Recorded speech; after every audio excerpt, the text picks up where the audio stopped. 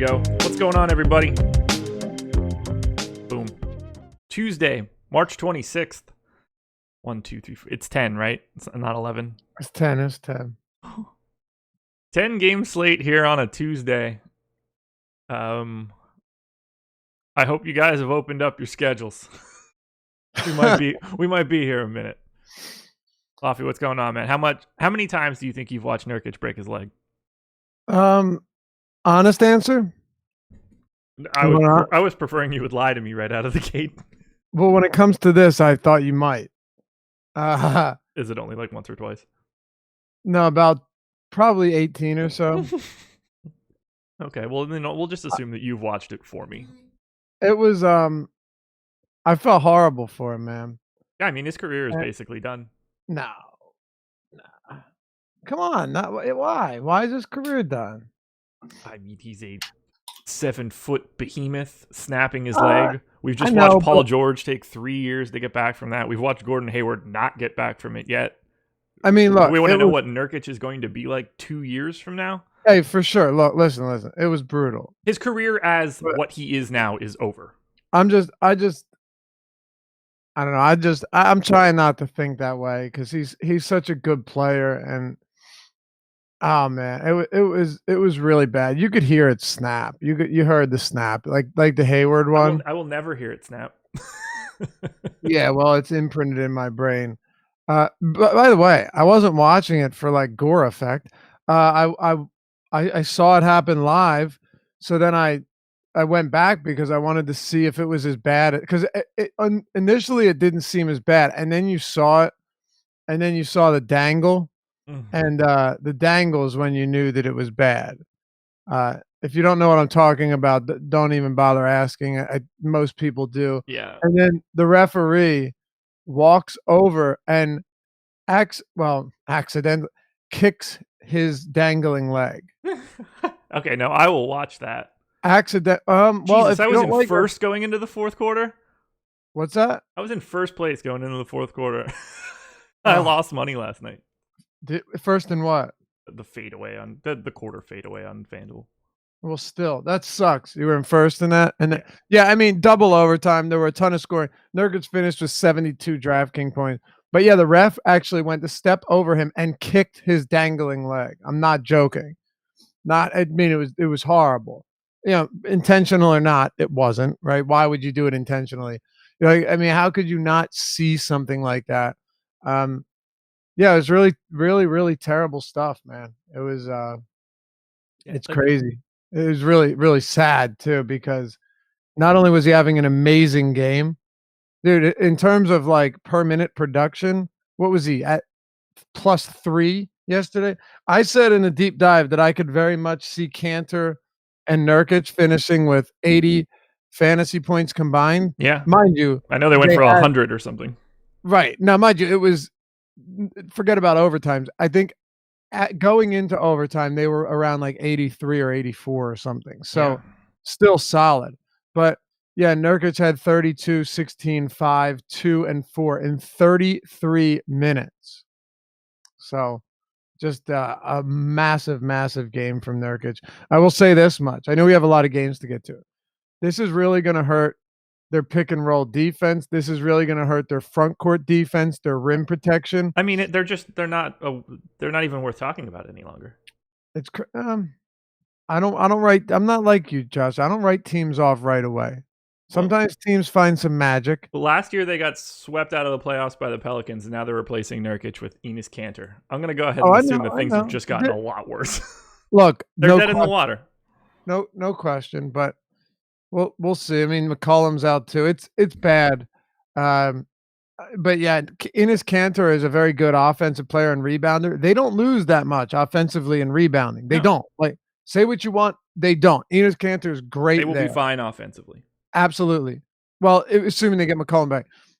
Defensively, it's going to be a rough ride. Yeah. Not exactly what you were looking for heading into the playoffs. Right. Exactly. I mean, honestly, they should. Who do you think should get more minutes, Enes Kanter or Zach Collins? It's tough because, like, I think Kanter should still get like 25 minutes. Yeah. I don't. It's tough. Depends who they're playing, I guess. Outside of Lillard, you have Harkless, Aminu, Seth Curry, Rodney Hood is as streaky as they come. Evan Turner. You need some type of offense. For sure. By the way, Devin Booker scored 59 points. The rest of the team scored 33 points yesterday. Boy. Is that incredible or what? I mean, it makes sense. The rest of the team sucks. No one scored in the double digits on the Suns except him. 59. No one. DeAndre Ayton had the next highest with 9. Crazy. Brutal. Crazy. All right, 10 gamer. Let's get the garbage out of the way first. Garbage? Why did I use the word garbage? It's been a long morning. Okay.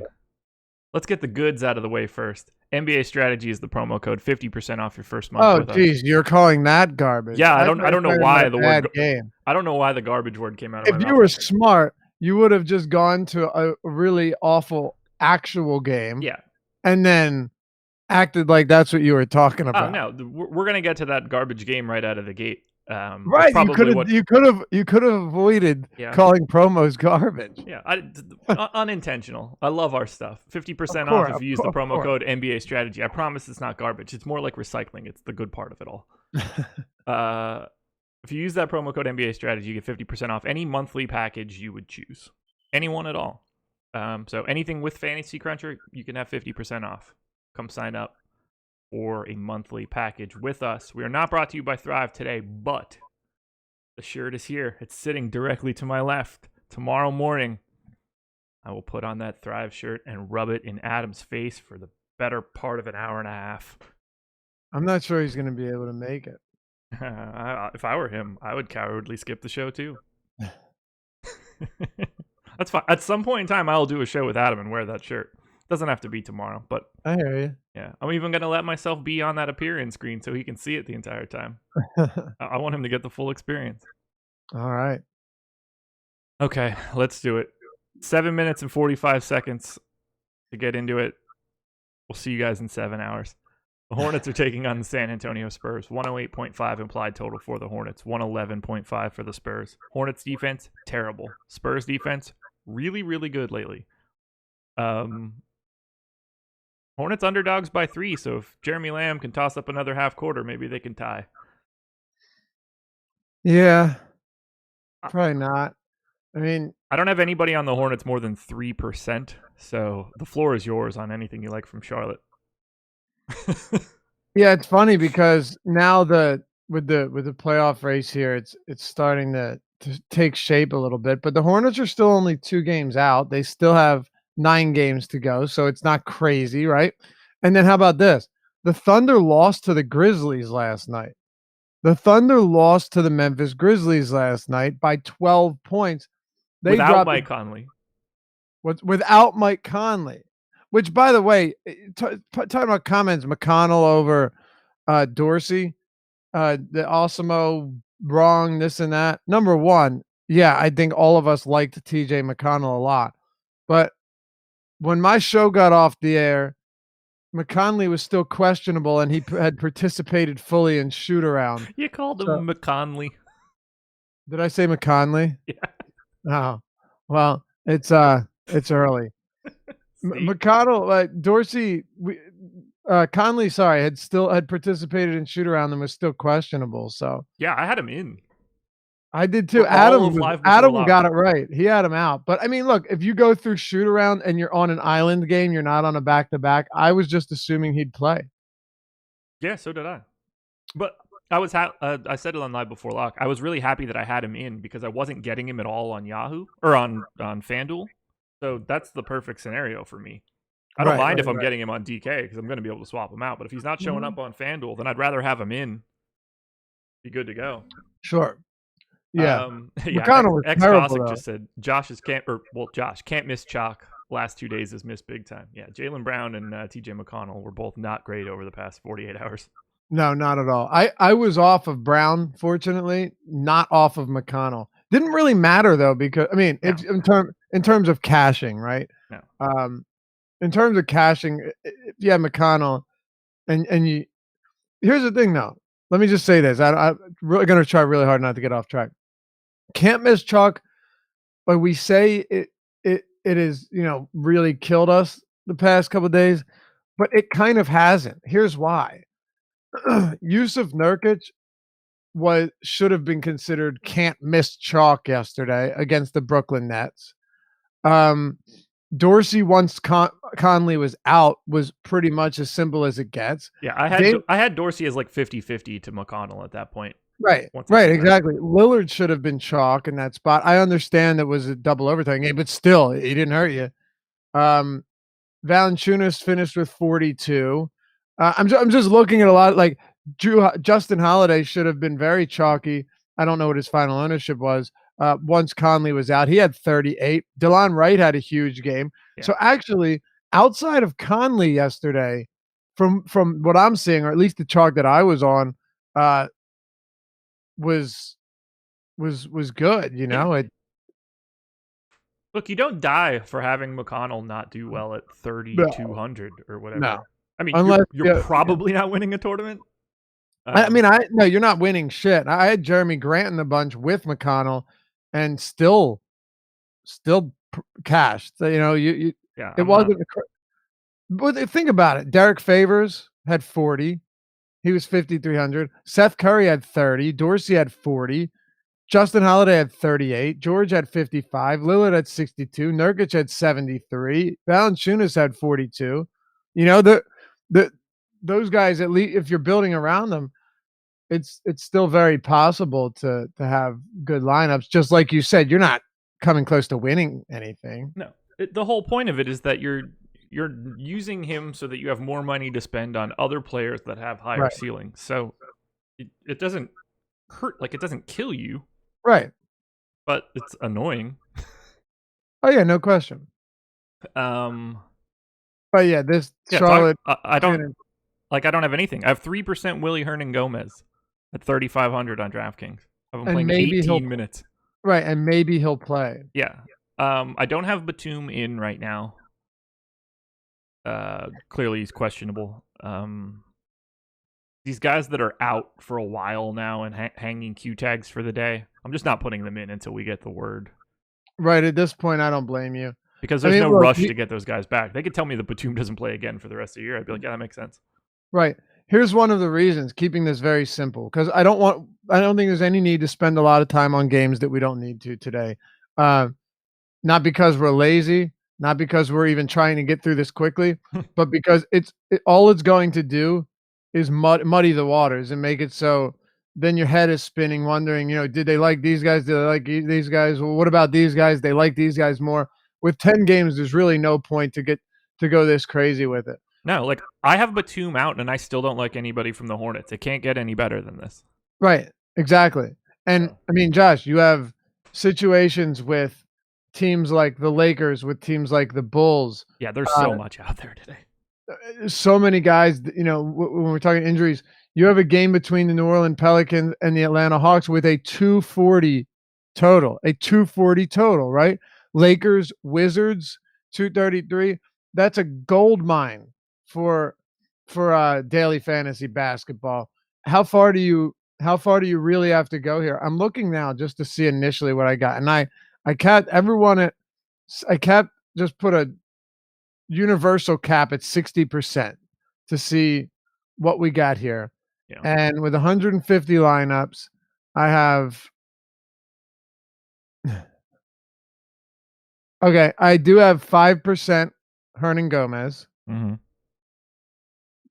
That is it. Yep. That is it.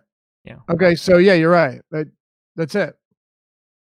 Miles Bridges on Yahoo is only $11. He should be pretty popular for you guys. Yeah. Especially if Batum is out. I get it. Actually, of 150, I have one Miles Bridges lineup on DraftKings. Yeah, I mean, he's 4,700 there. He's $1 above the minimum on Yahoo.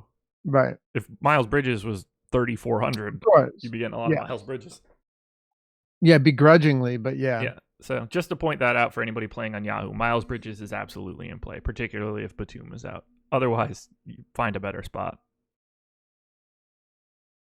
Unfortunately, I kind of like a little bit of the Spurs side. Oh, we've got ownership. Let me grab that quickly. So Charlotte's defense is horrible. Just terrible, Kenny. So I'm getting a little bit of DeMar DeRozan and a little bit of Derek White on DraftKings here. And they like Aldridge and Gay kind of grade out okay for me too. They're not essential. There are just so many other better spots, but I've got DeRozan and Derek White in the teens. Are you getting to those guys at all? Not with a ton of frequency. By the way, something I found interesting since the start of January, the Spurs have a 115.5 defensive rating on the road and 107 at home, which is a pretty significant difference, right? Sure. But then at the same time, they had that 7 or 8 game road stretch where they played their worst basketball of the season, and then they came home and looked amazing. You know, is that coincidence? It's very possible. I mean, it's very possible. But then I took it a step further. I thought you'd find this fascinating. On the year, the Spurs have the 5th worst defensive rating on the road. The San Antonio Spurs on the road this season had the 5th worst defensive rating. When you look at them at home, they rank 8th best in defensive rating. So this has been the entire season, Josh. And we're what? October, November, December, January, February, March. We're almost 6 months into the season. Or November, December, January. So 5 months into the season. That's a pretty vast difference. A 106 defensive rating at home, 114.5 on the road, and that is on the season. I know, right? That's a big difference. That's a really big difference. It is. It really is. I'd want to look at that a little bit further because that might be relevant. I mean, dude, you're talking 8 additional points per 100 possessions. Yeah, 8. It's a lot. It's a lot, right? So I mean, we don't have to get into the weeds with it. I was just found it fascinating. It's a crazy split. Yeah. I assume that's the biggest split in the league. Has to be, right? Yeah. You would think. I'd imagine. By the way, since I got ownership loaded in, across FanDuel and DraftKings, the highest exposed guy on the Hornets is Miles Bridges at 5% on DraftKings. So public ownership looking a lot like ours. On the Spurs side, on FanDuel, DeRozan's at 13%, no one else in double digits. On DraftKings, it's Aldridge at 13, DeRozan 15, Derek White 15. Nobody else in double digits. So nobody to say I want to put this guy in everything that I'm doing. There's some value there for San Antonio, but ultimately this game is not one that we should be paying attention to. No, initially a little bit of Jakob Poeltl, a little bit of Derek White, and I'm talking, as you would say, trace amounts here. Yeah. You know, I think Poeltl's in a fine spot, but look, he might the minutes could be severely limited here. You really have no idea what you're going to get out of him. When you're looking at injuries, so many other teams are dealing with crippling injuries right now where they're starting whoever they can. In large part, the San Antonio Spurs are healthy. So Aldridge coming off that monster game against the Boston Celtics. 48, 13, and 6. Man, huge game on the road. Propelled them to a victory. He's sub 8K. I understand that. I do. Just don't see myself getting here heavily on anyone. Who did you say it was that you liked that you were on for San Antonio? White and DeRozan. White and DeRozan. Okay. Marcus Aldridge looks okay on Yahoo. He's $5 cheaper than DeRozan, and then Derek White is only $17. So those would be the things that I'd be looking at from Yahoo here. Okay. Yeah, this is just in large part a game that's tough for me to get to, and you have 9 other games. Like I said, Toronto, Chicago. Yeah, it looks ugly, but you're talking about a ton of injuries there. Milwaukee, Houston will be interesting. Minnesota, Clippers. New Orleans, Atlanta, Sacramento, Dallas, Washington, LA. I don't find myself landing on a lot here, Josh, even if you could make a decent argument for some of these guys. Yeah, But Hernan Gomez, because he's so cheap, at least has to be in the conversation. Because if he does play, say, 23 minutes like he did against Minnesota, he plays 22 minutes. He is a 1+ per minute guy, so it's not the worst idea. It just you're taking up a center spot, which sucks because it's always one of the deepest positions. Yep, absolutely. You'll find better stuff out there than Willie Hernan Gomez by the end of the day. I'm positive of it. God, I hope so. Yeah. Cleveland and Boston, since I know we're not talking about Hornets and Spurs any longer. This one is going to be quick on one end, not on the other. 105 implied total for the Cavs, 111.5 for the Celtics. It's basically a mirrored image of the other game. Very similar total. The home team's defense sucks. Boston's defense hasn't been as good since or over the last 15 games as the Spurs, but still nobody's thinking like, oh, Boston's defense, terrible. Right. No one on Cleveland has ownership higher than 7% on either site, which is Larry Nance on DraftKings. I don't have anybody higher than 3%. So is anybody standing out to you from Cleveland? Right. So obviously early in the day we do look at crunches and see, and I don't even MME every day, but I always, no matter what, will run crunches just to see what it's looking like, roster construction ideas, so on and so forth.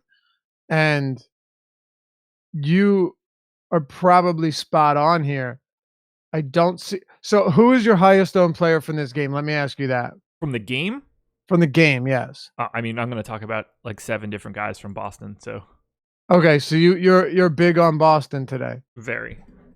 Okay, but that is all dependent on how their Q tags pop out. Well, I have Tatum and Horford in. Horford I have in 77% of my stuff on DraftKings at 5,900, but that's clearly not how it's going to shake out. Well, DraftKings preemptively priced Rozier at 6,800. Yeah, I don't have him. Pretty crazy, right? And then with Tatum, well, we'll get there. Okay. Yeah, I don't mean that. I basically don't have anybody from Cleveland and have a lot of Boston. So I don't mean to jump the shark there. Let's stick with Cleveland. This game, by the way, do you have a line on it yet? 5.5. 5.5? Yeah. No. Okay. 6.5. I'm bad at math. Okay. I didn't know if it was up yet. I didn't have one. I still don't have one. At least not on Pinnacle. No, or whatever. Everything's at bet 365 at this time of the day. Yeah, I know. Classic Reliable source. Yeah. Who are you going to play from Cleveland that's necessary? Let's keep it simple here. Is there anyone that is not, if you're going to go cheap in a bad matchup, go with one of these Bulls players where somebody's injured and they get to get heavy minutes and they have a discounted price tag. What is there any advantage? Is there any benefit to getting to this Cleveland team that for the first time in a long time, Josh, is healthy? Yeah. Kevin Love played 18 minutes in that game where it looked like he got a concussion or hit his head, whatever it was. He's played 33 and 32 minutes since returning. He's one guy that I would say I always have interest in tournaments. Now, it is a 10-game slate, so it's going to be tough to get there. But Kevin Love at 7,600, given that he is playing 32, 33 minutes a night, is an excellent scorer and rebounder, and we might be without Al Horford. And if you have Aaron Baines chasing him around, that could get ugly for him. I think Kevin Love could have a very solid game, but that's really just a dart throw tournament play. Outside of that, I'm not going to Sexton, Clark, Chetty Osman. None of them seem necessary. But yes, I did end up with a actual decent amount of Kevin Love today. That's it. Yeah, I don't have him at all. If Horford ends up out, I probably take a little bit closer a look at it and make sure that I get at least a little bit of Love, because I think that he's then the best player on the floor and it matters. What do you make of Larry Nance, who is playing pretty solid minutes? I mean, you're looking at 30+ minutes per game. On DraftKings, his price has come down to 5,300, power forward eligible. I do want your thoughts here because look, I do not have him in for 30+ minutes. No? He played 30 minutes in the most recent game, 24 and 23 before that, and Yeah, then well, I have him 4 at games off. yeah, I have him at 30. I have him at 28.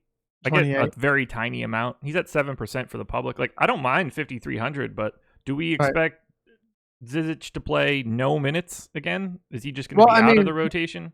well, okay, so Thompson is playing very sparingly, right? Tristan Thompson's playing very sparingly. Yeah, I gave him, I think, 16 minutes, maybe 18. Yeah. Zizic, last played on the 22nd, I think. Hold on. Yes. Yeah, Played he last 14 played minutes. what's that? He played 14 minutes on the 14 22nd. minutes. And then, yeah, didn't play the following game. Nance played 30. Yeah, look, I think you're probably safer to put him at 28. Again, I don't think anyone from Cleveland is a necessity. What I'm saying is if I were to go anywhere when it comes to the Cavaliers, it would be to Kevin Love, Yeah. and potentially Nance. But, yeah, I think Love at 7,600 is the type of guy with the upside, and we know that Love has a very high ceiling at 76, but I'd love to see Al Horford out. If Al Horford's out, that does make a big difference for me when it comes to this front court. Aside from that, there's nothing I'm getting to here. I'm with you. Boston, on the other hand, is a real difficult story. So I have Horford in, I have Tatum in. If they're out, like, everybody knows what they need to do. Way more minutes to Baines and Tice. Greg Monroe gets dusted off. You know, all of the wings end up looking even more desirable than they are right now, and you can still ignore Terry Rozier. Yep. I have Horford in 77% of my lineups at 5,900 on DraftKings right now. Look, if he plays normal minutes like he normally does, this is about as good as it gets. He's way too cheap. He's been fantastic with Kyrie Irving off the floor this season. He does everything more. He handles the ball more. Assist rate goes up. Rebounding rate goes up. He sees, a slight uptick in usage. I can't imagine getting away from Al Horford here if he's playing. It would certainly be difficult. We've seen him really be the primary beneficiary. You know, outside, I'm not talking about Rozier, because getting more minutes, but I'm talking about among the starters. Al Horford certainly sees a massive boost with Tatum and Irving off the floor.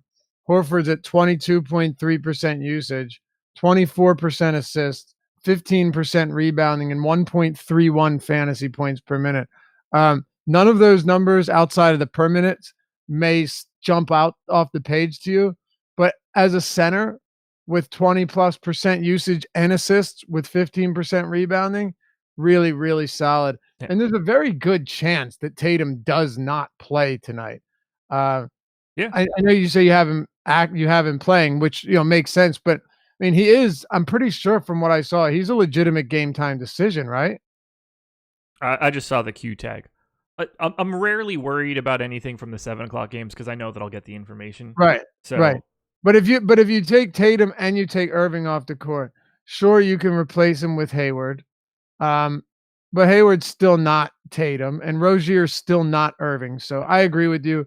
Al Horford at sub 6K, and the biggest thing, power forward eligibility on DraftKings, huge. Yep.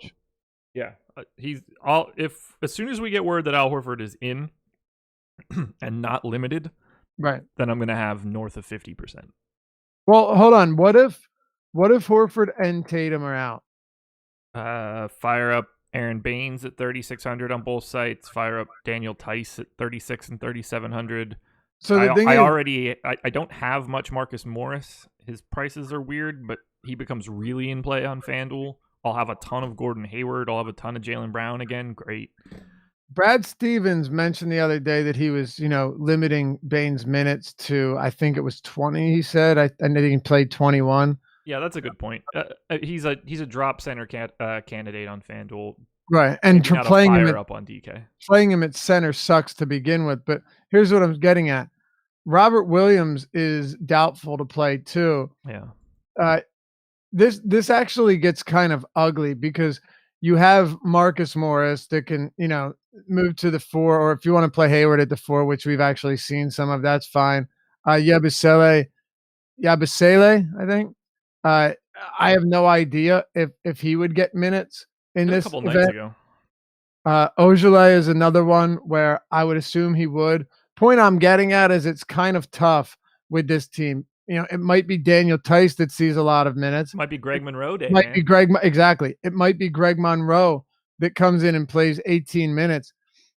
Really tough team to get a feel for, even if Horford and Tatum are out.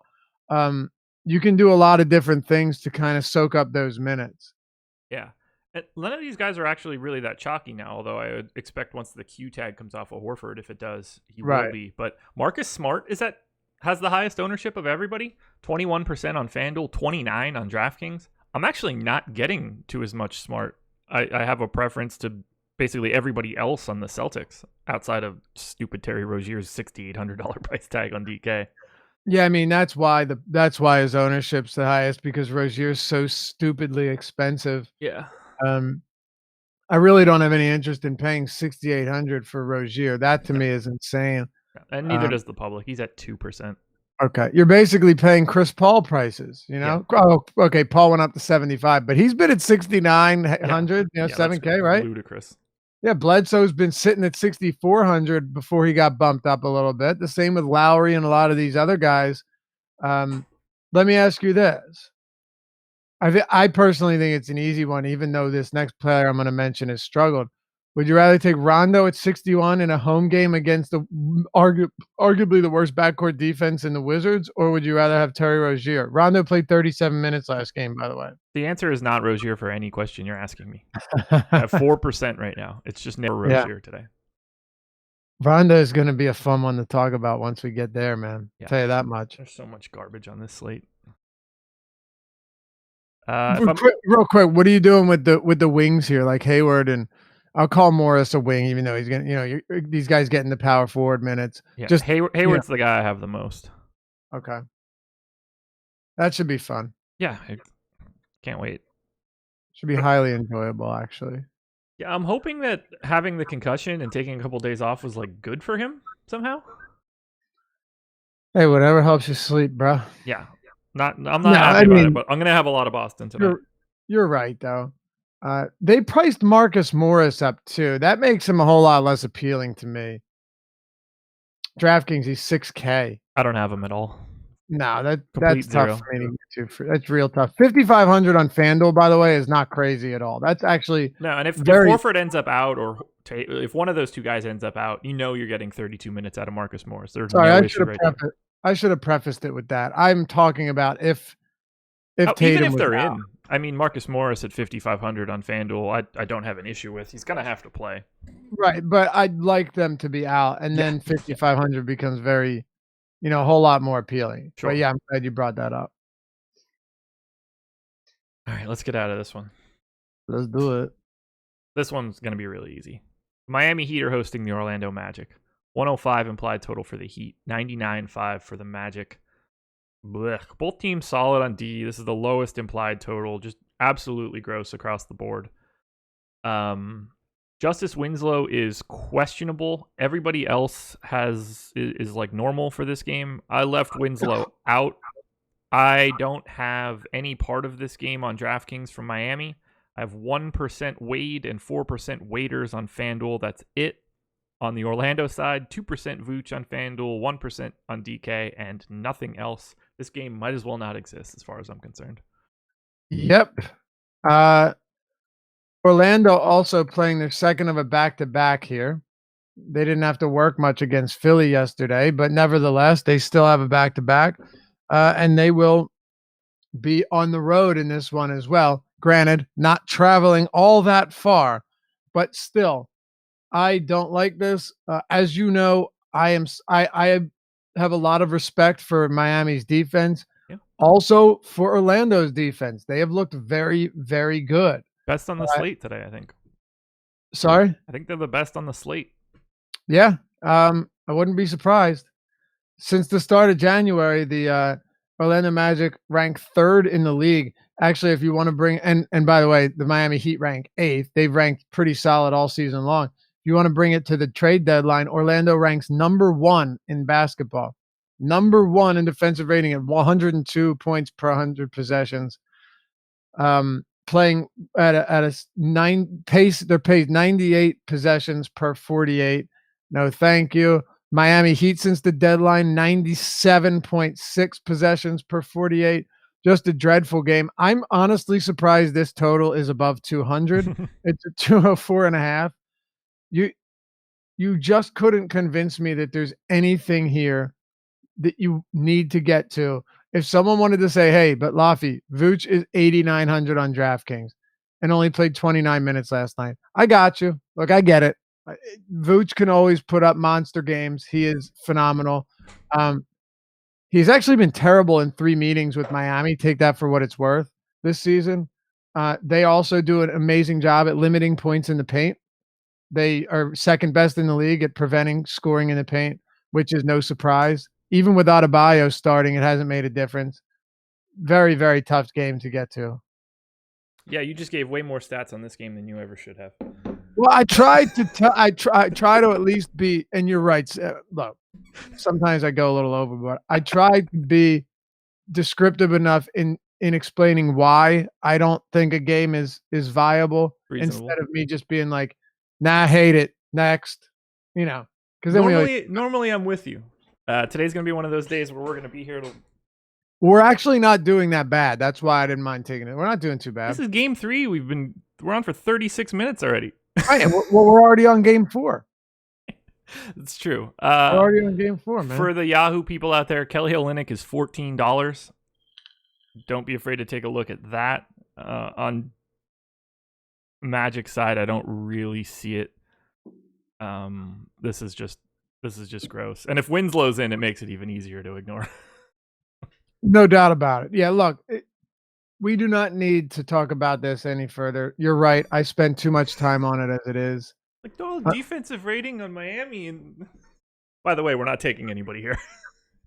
Yeah, but in all seriousness, dude, both defenses are really good. Yeah, they're fantastic.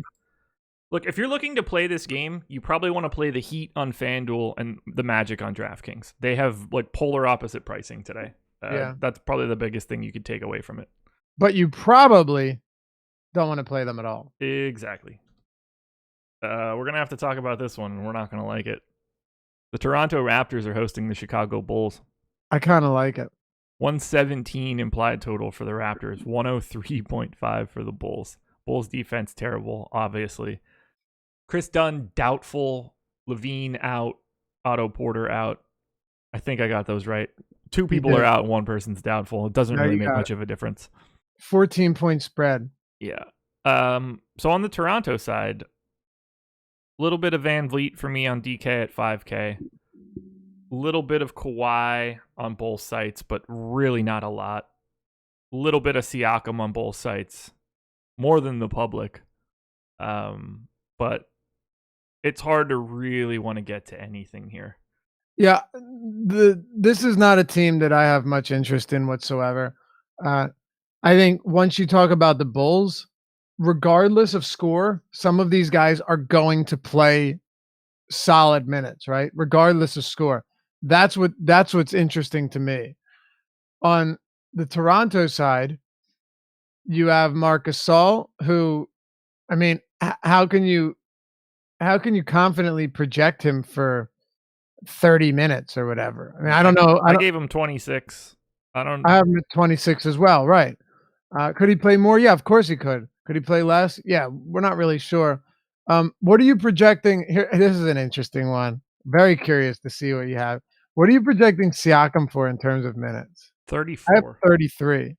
34. 34. Yeah, I mean, those 3 OKC, Charlotte. Look, those, one of them, he played 38, 36, and 36. Yeah, 34, 33 minutes seems about more reasonable there. If you get a little bit of Siakam, I'm not hating you for it. He's been phenomenal. Yeah. I mean, I think he's the best play in this game from Toronto. Do you? Yeah. Didn't really get much Siakam, to be honest. What do you have him projected for? Hold on. I know that I'm going to be higher than you here then. Clearly. Oh yeah, you're gonna be. Well, I also you have him in a minute. What do you have his per minute at? 1.19 FanDuel today. Oh, okay. Yeah, we're different. I'm only looking at DraftKings. I'm at 1.11, Okay. and 33 minutes, not 34 minutes. So Yeah, I've got him at 40.6 DK points. DK. Okay, I have him at 36.5. So yeah, definitely different there. I might be a bit low. And I could Admittedly, probably afford to take that minute off of him here I mean, I don't and go know. to He's been playing a 33. lot of minutes. It's tough to it's tough to say for sure, but I have a hard time projecting this one. Like everybody gets their full run. yeah, no, it's undoubtedly a tough one to project. Fred VanVleet, as far as he goes, I mean, do, If he's really 2% owned like he is in our ownership projections, then I like having him more than that. But yeah, not like I got him in 8% of my lineups. I think that's perfect. If I can be right, 4 times the field when the field's at 2 on Van Vliet, right. that makes sense to me. Yeah, it's just, playing alongside Lowry, Siakam, and Kawhi isn't No, it's not. particularly It's fun. as good as this matchup is on like from a defensive standpoint. It's still like there's a lot of I don't want to say there's a lot of mouths to feed because this isn't a team that's particularly hungry, but they make sure everybody has a bite. Yeah, exactly. And Gasol's there too. He's a decent enough facilitator Right, and like if I told whatever. you that Ibaka had 40 today, you wouldn't be like, "How the hell did that happen?" Right, And he's not even in the conversation. right, exactly. So The whole team, I just have a tough time getting to.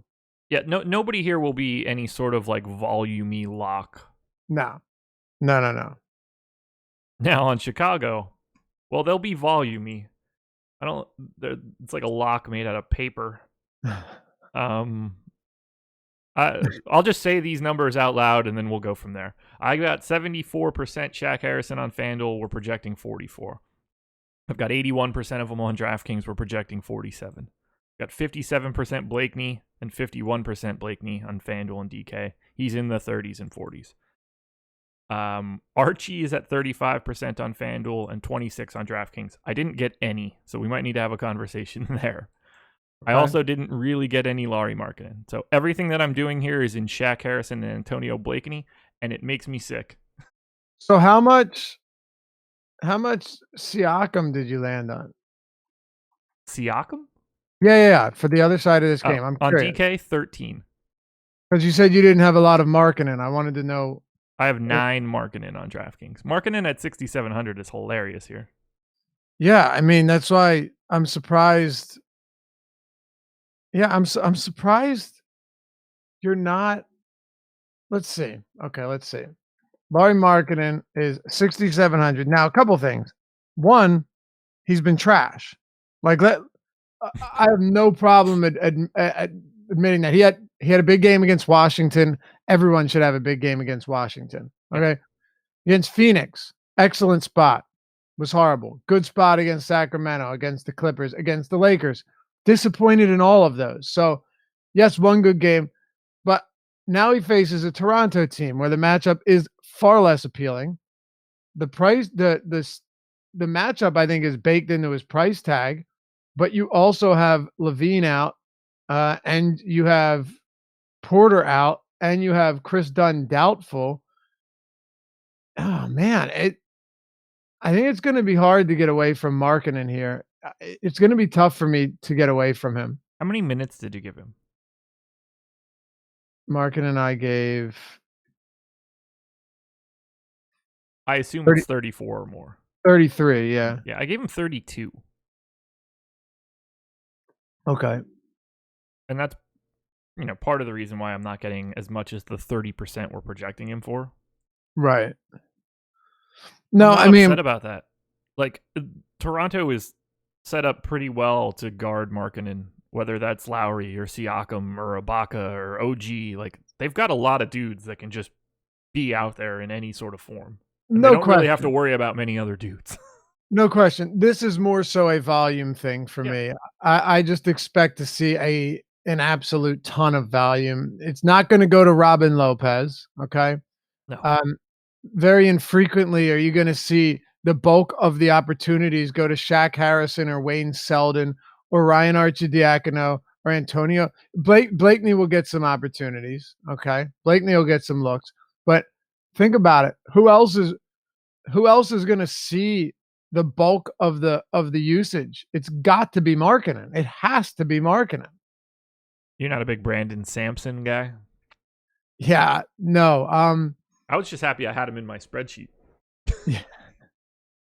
That's great. Yeah, not huge on B Samp. That's what we call him in the G League. Oh, okay. Not true. None of that. Samps. Hey, B Samp. Yeah, look, I will end up with Markkanen, and like I have 9% right now. If I give him another minute, that probably jumps to like 16 or so. So it won't take much. He's just sort of in like a no man's land wiggle room spot. And like I'm not going to go into the slate with 71% Al Horford. There's going to be some like power forward exposure to go around. I don't dig too far into it at 10 o'clock in the morning. I don't need to waste my time like that. It's funny when you're running Wowie here for Chicago. So I'm putting this in, right? And it's like, okay, Lauri Markkanen, no Bobby Portis, no Jabari Parker, no Chris Dunn, no Otto Porter, no Zach LaVine. Chance. What's that? And no chance. Right. It could truly go on forever. No Justin Holiday, no Wendell Carter Jr. Like it could go on forever. I'm not going to do that. Full team this year. Right. Exactly. I'm not. It's pointless to list all of them, but Markkanen's, let's see, 133 minutes without all of them, 28% usage, 15% rebounding. So nothing really impressive at all. But again, you're talking 100 minutes. It doesn't really tell us all that much. Someone said, what about TLC for value? No. Yeah, Luau Cabrera is not exactly a sharpshooter. If I play TLC today on a 10-game slate, I should lose my job. Yeah, you don't want to do that. I mean, honestly, where are you coming in on? So not a lot of Markkanen, understandable. I have no problem with that. Let me ask you this though. What do you have him projected at per minute? 1.12 FanDuel points per minute. And 32 minutes. Yeah. Okay, so then you're not going to get a ton of him. That makes sense. Yeah. He's been at 1.05 over the last 30 days. Right. Granted, a little bit of a different scenario here. Yeah. But at the same time, like he's also facing a team that is really good defensively. So right. So yeah, exactly. I'm giving him a boost. I don't know. No, I know you are. I can go. No, absolutely. I think that's about right. I have him at 1.15 on DraftKings, and I feel okay about that. I can see giving him another minute or two and bumping his usage up another point or two, and that puts me right around the field. Like I don't think that I'm far away from that number. No, and I think you know what? I actually think you're right on one thing. Coming in around the field on Markkanen makes sense because it's a horrible matchup. He hasn't played well lately, save for one game. But also could shoot 25 times tonight. Yeah. So big is a give and take situation there for sure. Yeah, I don't want to go too crazy, but I'll be in that. I'll be in the 20s, I would guess. Right. Where are you at on the okay, Shaq Harrison, Arcidiacono, Blakeney? Where are you coming in on these guys from an ownership standpoint? Personally, and like let's talk about their minutes too, because that's going to be the key piece. So I gave Shaq Harrison 36. I have him in like 75-80% of my lineups. Okay. I don't like that at all. Because he's not good. I have him at 35 minutes. Oh. It's crazy. I have him at 0.85 fantasy points per minute and still getting a lot of him. I have him at 0.93. I'm not comfortable with that. I'll dial it back. But it's not going to matter. I'm clearly going to have him at least as much as the field. I can tell you right now, it won't matter. I hit the cap at 0.85. Yep. I mean, like I have Arcidiacono at 0.76 and still initially popped up 59%. Yeah, it's not fun. Wait, you got 59 Archie? Yeah. Okay, so With, I got 0. oh, really? Yeah. I gave him 27 minutes. Oh, wow. Oh, yeah, I gave him way more minutes than that. Okay.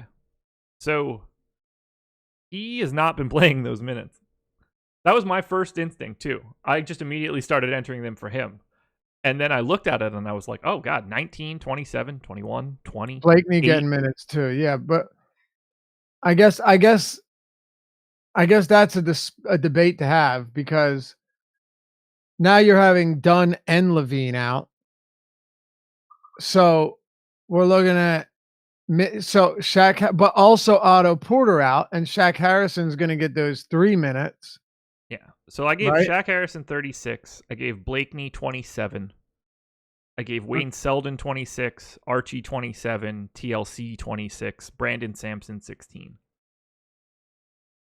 Okay. I didn't like giving Brandon Sampson those minutes, but they did play him in the first half of the last Yeah, game.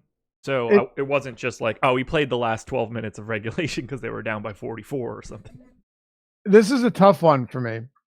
The reason it's a tough one is because you're down a lot of players here. You were very much so down a lot. Yeah, you're not like, okay, Levine was and Porter were out last game, but Chris Dunn was active. Arcidiacono played 19 minutes in that one, right? Against Washington, that game was on the 20th. Yeah. I think it was on the 20th, right? Yeah, the 20th. Levine was out again, and so was Porter, but Arcidiacono played 27 minutes. Now, we'll wait and see what the starting lineup looks like. If Arcidiacono doesn't start, then I'm gonna put him significantly lower. Yeah. And if he does start, I would put him above 30. I would guess that he does, right? You would think so, yes. Yeah. I just gave him 2. I took 2 from Brandon Sampson and gave him 2 more. The real issue for me is going to be that I'm just going to get Harrison and Blakeney before I get Arcidiacono, no matter what I do. So he's always going to be the third person to get any additional exposure. Are you setting any rules here? I think it's probably an important question to ask because you're talking about some bad basketball players that are very much in play. I mean, I certainly wouldn't want more than 2 of Harrison, Blakeney, Archie. See, that's where I'm at as well. I didn't set it, but I'll set that right now, and I guarantee I'll come up with a lot less of everything, which I'm okay with. I don't care if they're good value, on an like isolated good value. You put them all together, even though they're cheap, they're facing Toronto. It's going to be tough to get that. From the 3 of them. Oh, for sure. You probably don't need to put Markkanen in with anything. I would say just Harrison, Blakeney, and Archie. Max 2. I mean, if you want to add like Selden into that too, I don't have much of an issue with it. Yeah, just in case you don't get some rogue Selden or Cabarrot Luau. I know I won't get TLC, so I'm not too worried about that one. Yeah, 0, but yeah, it's the minutes are tough for me. I don't want to spend too much time on it. I will say though, at the moment it's early. I mean, I'm going to spend. It's still very early. We're more of a preliminary look. I will spend some more time trying to figure out where I think this is going to go. Yeah. But assuming Dunn does not play, I expect Harrison to get a lot of minutes at the wing. Yeah. I expect Blakeney to get a good amount of minutes at the 2. 3 starters here are projected out in Dunn, Levine, and Porter. I would still think Arcidiacono gets over 30 minutes, but I guess we'll see. It wouldn't shock me at all. I just don't know what to do with them. If you told me that everybody played the same amount of minutes tonight for the Bulls and they just flattened everybody out and used everybody, I'd be like, oh yeah. Of course they did. I mean, I still have Luau Cabarrot at 24. I have Blakeney at 26. I have all of those guys getting decent run. It's Brandon Sampson I have at 18, and you said you have him at higher than that, I think. I have him at 14 now. I had him at 16. I took 2 minutes and gave him to Archie. And I have Harrison at 35. So I'm still giving all of them minutes. Yeah. And I mean, basically everybody is quote unquote in play, except for what I would say Felicio and Sampson. How many minutes are you giving Selden? I gave him 26. He hasn't been getting like the. Yeah, it's been strange. Like a week ago or like 10 days ago, I would have just immediately put Selden at like 36. Me too, but not even close right now. Not even close. No, he's not getting that run in any of these games, even with people out. So no, I gave him 26. I didn't really get him. I don't have much of a way to get to more. So, and I'm certainly never clamoring to get more Wayne Selden. Right. Never. Ever. Yeah, this one, news will be very important here about their starting lineup. Everybody's going to play 20 plus minutes. That's relevant, but it's knowing who has the opportunity to play the most will be pretty tricky. And this is a spot where I do want to think about, if Toronto smacks them, who are the 5 guys out of this group that will play the fourth quarter? Because if there's someone that's going to get it one way or the other, like, do you think Blakeney plays no matter what? Yeah, I think Blakeney probably plays no matter what. But see, the thing is, because Selden hasn't been playing lately, it might be Selden over Harrison. Harrison might play in a blowout. Doesn't matter. Yeah. Like, I mean, I'm going to try to focus on the guys that I think will get the fourth quarter run in a blowout that will also be in the rotation. Right. Now, before we move on, how many men rotation do you have Boylan running today? 9. So do I. Just because I don't think there's a 10th. Right. Right. I'm sure they got somebody, but nobody else has played in the last month. They've only played 12 guys over the past calendar month. Right. So the fact that you have only 9 guys that we expect to play, that's a pretty compressed rotation. Right. Which means the blowout matters a little bit less here. You're talking 240 total minutes. And if I chop them up, I can still give Markkanen 33, Harrison 35. I can still give Archie 33. Again, is it going to happen? I don't know. I could be totally wrong. Still give Blakeney 26. And, these guys still get a good amount of minutes. I even have Felicio getting around 14, but I don't know. I don't know. I think your safest bets to get the minutes locked in would be Markkanen, Harrison. And I still think Archie's pretty safe if he starts to get around 30.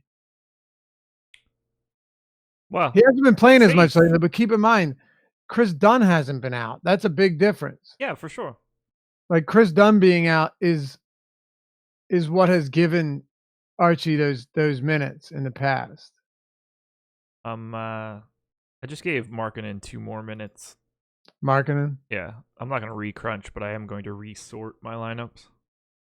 I don't get the sense that it'll matter all that much for me right now. Yeah, I got him at 13%. If I re-crunched, I'd probably get him in like the 18 range, and that's fine by me.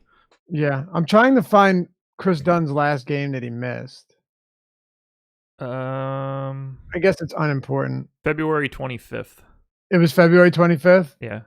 All right, let me pull it up real quick. February 25th. Chris Dunn was Otto out. Porter was also out. All right, I got it pulled up right here. I have the minutes. You give me the rotation. Archie Diacono played 31 minutes there. Yeah. It was a blowout, but he played 31 minutes. And there you have it. Yeah, but at that point in time, they didn't have B-Sam. Yeah, I guess not. But there was a 9-man rotation. Now, look, you should play Archie Diacono. I'm low on him for sure. Yeah, I mean, who knows? Levine did play that game. We'll see. Boy, well, good luck with the Bulls tonight, guys. Yeah, Godspeed. All right, let's go to Milwaukee. While you're here, everybody, please hit the thumbs up. It looks like my hand does now on the screen, like a thumbs up. You just click that. It's helpful. What an illustration. I do my best. 115 implied total for the Bucks, 111 for the Rockets. So 4-point favorites at home. A nice little if there weren't a Warriors team finals preview. Giannis is 12-4 on FanDuel, 11-3 on DK. Bledsoe, Middleton, blah, blah, blah. I have Giannis in 3% of my lineups on FanDuel. That's the most exposure I have to anyone on either site from Milwaukee. You like anything from the Bucks? Not particularly, no. Somebody's Should out be. today too. What'd you say? Who's out today? Brogdon. Somebody's out that's like hasn't been out, but Yeah. he's not good. I know Mirotic and Brogdon are out, but Tony Snell. Tony Snell is out. Yeah. I knew there was some Whatever. garbage Bucks player that Right. wasn't Really relevant that wasn't playing. that should not mean much to us at all. No. No. 225 total. Milwaukee favored by 4 points here. Fun game to watch. I'm expecting this to be a really fun game to watch for sure. It'll But be better than Pelicans Hawks. you would think so, yes. Although one of the best games of the season was Hawks Bulls. Yeah. Oh yeah. I mean, there's entertainment and then there's quality, and those are two different things. Right. There's implications. Yeah. Yeah. Middleton and Bledsoe aren't really cheap anymore. Middleton's the same price on FanDuel as he is on DraftKings, so you get a sense of what his value is. Overpriced on DraftKings, in my opinion. I'd say reasonably priced on FanDuel. Bledsoe's 75 on FanDuel and 72 on DraftKings. So, we've kind of seen that flip-flop over the past couple weeks, right? Where Middleton and Bledsoe were both really inexpensive on DraftKings. Yeah. Not the case anymore. Nope. Even Brook Lopez has jumped above 6K. Yeah, completely unplayable. Yeah, he's been playing really well, but it makes it a whole lot more difficult to get to these guys where, when you're getting Lopez at 51 and Bledsoe at 65 and Middleton at 68, then entirely different story. In a spot like this, I just don't really see where the value is in getting them. I'm seeing it. Let's see. Did I arrive on any? I did get a decent amount of Giannis. That's it. I have 0 on DraftKings. That is it. Giannis is the only one here. Yeah, the pace down spot for Milwaukee. Rockets defense is solid. I mean, not that defense matters to Giannis, but yeah, there are so many more advantageous fantasy spots on today's slate. I just can't I'm not going to fear the deer tonight. No deer fearing. All right. No, that's quality defense and a low total when we have games like Pelicans Hawks and Clippers Wolves and Lakers Wizards, Mavs Kings. Like those are DFS hotbeds for today. I mean, I totally agree with you. Yeah, it's, when it comes to somebody like Giannis, I generally don't have too many concerns here. And in the paint, I really don't know. I don't know how well they contain him, but I don't see Giannis as being, a must play. Now, I will say this, 11-3 on DraftKings. I don't think that's wildly overpriced. You got Harden at 11-4, Towns at 10-7 now. His price has come up quite a bit. So I think Giannis is very reasonable here. It's just whether or not you want to pay for him. How many minutes do you have Giannis at? 34. 34. So do I, which is why I still got some. Yeah, I'm totally indifferent to the Bucks. Yeah, look, he is on the season on DraftKings. He is producing 1.77 fantasy points per minute, which is pretty decent last I looked. It's not bad. He is, over the last 30 days, at least on FanDuel, Anthony Davis leads the league at 1.84. That's hilarious, by the way. Giannis is at 1.76, so just barely behind him. He's played twice as many minutes. Right. So, yeah, Giannis and Towns have been on another level over the past month. I mean, 1.76, and basically that's his season average. Yeah. I mean, what I'm saying is if you're doing that routinely, when you do play 36 minutes, when it is a close game, like against Philly, where he had 91 fantasy points, or Miami, where 33, 16, and 9. Yeah, it's going to get interesting. So whenever he's at least okay, not priced through the roof, I like to get some Giannis in. My guess is you have ownership pulled up. Yeah, 11%. 11%. That's not that high on a guy that has, as we saw, 90 fantasy point upside. Yeah. I basically don't have this game outside of Harden on FanDuel. Highest exposure I have on DraftKings to either side is 3% Harden. Yeah, so the big thing here is, and we know this, the Milwaukee Bucks, one area of relative weakness defensively is they do give up a ton of three-point attempts to opposing teams. No team has allowed more three-point attempts than the Bucks this season, who are also allowing very middle of the road, 35.5% three-point shooting this season. It's 16th or 14th highest in the league. So is that horrible? No, but given the massive volume that you see from the three-point from beyond the arc, then you see that the opposing guys like Harden can have pretty big games. I wouldn't be surprised to see a monster game from Harden here. And I that stat always stands out to me. I never make decisions based on one stat, obviously, but man, with the way he has played, with the way he continues to carry this team, both Harden and Giannis are firmly in play for me. And look, I never say just because you have a high priced guy like, oh yeah, he's in play because he's good. No, I just think that both of them at their prices, there's a few specific reasons where they both have a lot of value. I'm not even for a second. I don't think it's necessary, even with the good value we have. I don't think you need to try and put both of them in the same lineup and build around it with like a wild stars and scrubs. But I do think both of them are very solid and should not be hard to fit given the value that we have if you're playing one of them. The value makes me like them more, put it that way. Do you have any interest in Paul or Capella?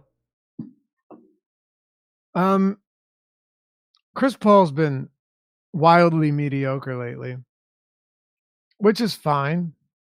7,500 he's up to on DraftKings. On FanDuel, what's Paul at now? 83. Just a very mediocre option, in my opinion. 8,100 on Capella on FanDuel, 73 on DraftKings. It's pretty friendly. I don't have a problem there. But where do I land on them if that's the question? Clint Capella, initially I got 2%, and I didn't really get any Chris Paul. What did you get on this Rockets team, Sans Harden? 1% Paul on both sites, and that's it. That's it, yeah. All right. Yeah. And I should be clear, I did not get much Harden, but that doesn't mean I don't still think all of those things that I just said apply to this game, because they do. By the way, I think today is my 1-year anniversary at Osimo officially. Nice, man. It's also my birthday. Really? Yeah. I never know when to believe you. No. It's really my birthday. It is. Well, damn, man. Well, happy birthday. Shit. Thanks, brother. Thanks. Happy anniversary. Yeah, thank you. Thank you. Now, so last month was the... Never know when to believe me. I don't. Now, 2 weeks ago or whatever, it was when I officially put in my resignation at my job. Then I had to wait that one out. Yeah. But yeah, happy birthday, Laffy. Who gives a shit about my anniversary? Do you know how when I told Justine, I was like, yeah, thanks, a negro loco. She was not happy when I was like, yeah, I'm going to play DFS and work for a DFS site and quit my full-time job. I've been down that road. She was not stoked about that. I was like, yeah, but I get to work from home. And yeah, this was not a particularly exciting day for her. No. What are you going to do? I love it. Yeah, me too. Wouldn't change it. Love it, man. Ready to move on? Let's do it. Birthday celebration moving to Minnesota. Timberwolves 113.75 implied total. Clippers 116.25. Wolves defense has been the worst on the slate over the last 15 games of each team. That's pretty bad. A little bit of a pace up spot for Minnesota. I've got two guys in this game with any sort of volume. Karl Anthony Towns is 11-8 on FanDuel, 10-7 on DraftKings. I've got quite a bit here, basically just with the field in the 20% range. Then Andrew Wiggins is 6,600 on FanDuel, 6,200 on DK. I've got 24% on FanDuel, 15 on DraftKings. Other than that, I don't see Minnesota as particularly viable, but I do love Towns and I do love Wiggins. So let me ask you this. What price would Towns need to be at on DraftKings? By the way, full disclosure, I got a lot of Towns on my initial crunch. As you should. But what price would he need to be to where you're like, yeah, I'm probably going to pump the brakes a little bit? I mean, not much higher than where he's at, honestly. Okay. I mean, he's the most expensive center, isn't he? Yeah. Yep. So, yeah, I mean, not too much. There is so much value at guys that can play center that it's really like he couldn't go too much higher. Otherwise, it's going to be like, well, I'm just going to go to $8,700 Andre Drummond. Right. I mean, and Horford, Collins, Markkanen, Dedmon, Portis, Randall, Bryant, Siakam, Nance, Aldridge, Drummond, Willie Hernan-Gomez, Maxey, Montrezl Harrell, Vooch, Millsap, Love, Gasol, Jokic, McGee, Dwight Powell. I mean, all of these guys are like mildly relevant. Yeah. As big a Drummond fan as I am, and everyone that knows that I am, I'm not huge on Drummond in this spot, even at his price. Like, I totally understand why you would want to get to Drummond at 8,700, but I'm having a little bit of trouble here, and I'll tell you why once we get there. But it's not as easy as you might initially think it is. And when it comes to Towns, I mean, I have Towns projected for a lot of fantasy points today, Josh. Like, probably more than you do, and you always have him projected through the roof. Do you have him at 60? 61.5. Yeah, 59.3. Yeah, I have him at. Yeah, I have Towns doing a lot of good stuff tonight. Do you know what today is also the anniversary of? What's that? Markelle Fultz today, a year ago, played for the first time since he did in October. Is that right? Went out and smashed. Yeah. And now, toiling away, riding Thunder Mountain with Mickey. Dude, MCW. I made a joke about it last night on the show. Oh my God, Sixers should be embarrassed. They let him cruise in for offensive rebound and layups while they sat around, thumb and hole. It was really bad. It was really, really bad. I mocked him. What do you think about Wiggins? Well, Andrew Wiggins is very cheap. That's it. Like, Andrew Wiggins comes at a discount, and he's playing good minutes. And there's no more Teague and no more Rose, and I mean that obviously helps, and that's like he's getting the minutes. Those are that's big. Well, also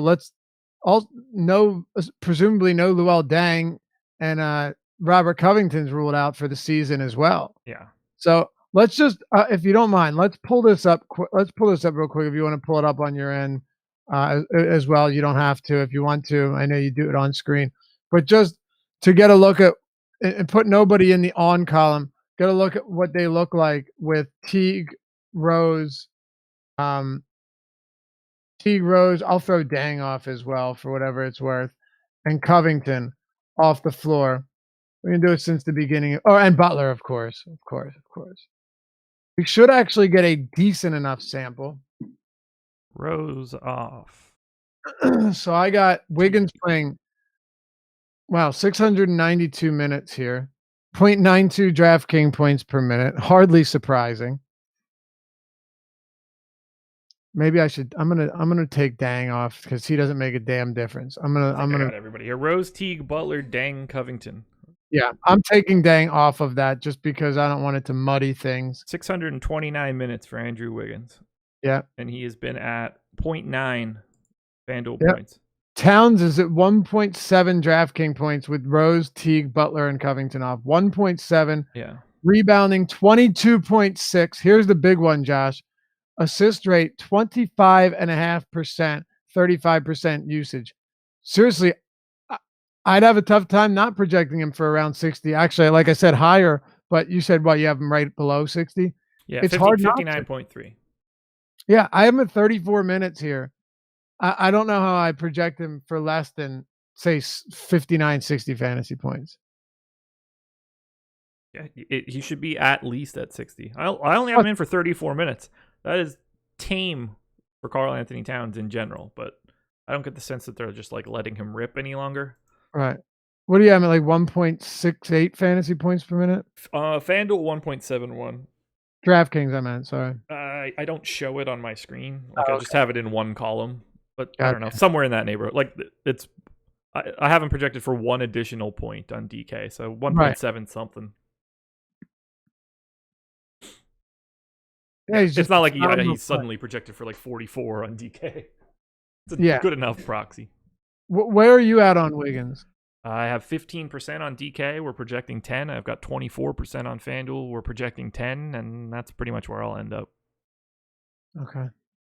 Yeah, and I don't care about anybody else on Minnesota. Me neither. Saric for 4,100 on FanDuel is feasible. He's $700 more expensive on DraftKings. Yeah. Do you have Tyus Jones as well? He's going to get a lot of minutes. What he does with them is another story. Josh Okogie on Yahoo for $12 is in play quite a bit. I could see it. Oh yeah, I forgot to mention Gibson's expected out as well. Yeah. Actually, is he confirmed out? He's questionable. If he's in, then the only thing that changes is you don't really need to play Saric anymore. Otherwise, it doesn't affect anything. Nobody's running out Gorgeous Dong or Anthony Tolliver, so none of it matters. By the way, thanks to everyone for the birthday wishes in Slack, YouTube. Appreciate you guys. There you go. Any big plans today? Nah, I got a hockey game tonight, and then we'll do some over the weekend. There you go. Clippers. I think we're done on Minnesota. Yep. I thought that I was going to get like a sprinkling of a lot of Clippers dudes. I got some Lou Will, about 10%. I don't really have much else here. It's appealing, and it should be more appealing, but nobody's really been hurt for them. Nobody's really been out. So everybody's kind of priced where they should be. So on a day where we have all, like at the end of the season, and where we're starting to get all of these guys being ruled out and all of this value showing up, it makes it more difficult for me to slot in guys that I think are perfectly acceptable plays because they're not as extreme as everybody else. And everything is kind of normal for the Clips right now. I guess if Landry Shamet ends up being out, it might open up like Garrett Temple as a punt, but I can't get a lot of volume to the Clippers, even though it's a really nice spot. I hear you. And a very interesting fact here, one well worth pointing out, is the Clippers. Imagine this. This is why I think, I understand that Budenholzer probably gets Coach of the Year, and fair enough. He deserves it. McMillan's been solid. But the Clippers, in a very tough Western Conference, Josh, can move to 5th in the West with a win tonight. Do you know how impressive that is? It's kind of crazy. It's very crazy. It's very crazy. They can move to one win behind the Trailblazers. So with a win. Maybe it's not so crazy because this is a team that is very clearly set up to be successful in the regular season. They are, but I mean, they literally unloaded one of their best players at the trade deadline and just kept, like, they've won 5 straight games. They're 9-1 over their last 10. I hear what you're saying 100%, but it's still crazy to the extent that you don't have one all-star on that team. Okay. You have a bunch of guys that play really well together. Yeah. From Lou Williams to Montrezl Harrell to Danilo Gallinari to Pat Bev's on-ball defense to Gilgeous-Alexander being just good enough to not let them down to Zubats getting decent run and playing all right in the start. They've been super impressive, man. They really have. Kudos to Doc Rivers. But to that point, I think Lou Williams probably gets really solid run here. All you people saying Doc should be Coach of the Year, pump the brakes. You're forgetting that the Bucks exist. Yeah. I'm not necessarily opposed to Doc getting it because the Bucks have Giannis and like I don't know that roster from a talent standpoint. Hell, just Giannis. I mean, he's the MVP. If it's not Harden, I still have Harden, Well, but then the whatever. least fucking valuable Coach of the Year award needs to go to Joe Prunty and Jason Kidd because he couldn't do dick with those guys. They couldn't do it with them. Yeah, you are right. Bud's always been a good coach for sure, but Doc Rivers has done a phenomenal job. Yeah, I mean, I would say that he's probably third for me behind. I couldn't put him ahead of Nate McMillan. I can easily. Losing Victor Oladipo and still maintaining a top 4 seed, whether it's the East or not, like there is less. I think he's doing more than the Clippers are. No, I mean Clippers are in a conference with some really decent teams. Like That's true. The Kings in the East would undoubtedly be in the playoffs right now. You agree with that, right? Wait, what? Say that again? If the Kings were in the East, they would be in the playoffs. Yeah, probably. I mean, I definitely think they would. I assume they would. Like Warriors. I don't have a clue what anybody's record is, so I'm just. No, I'm not talking about record. I'm talking about ability and talent. Oh, the Kings sure. I mean, are ninth in the West, but if you put them in the Lakers would be in the playoffs if they were in the East. Yeah, well, exactly. Maybe not. No, they would, of course. Right. That's kind of the thing. And the Clippers right now have an opportunity to move up to 5th in the West. So, look, who cares about the award? Doc Rivers. Look, he's phenomenal year for the Clippers. So, I'm not trying to undersell it.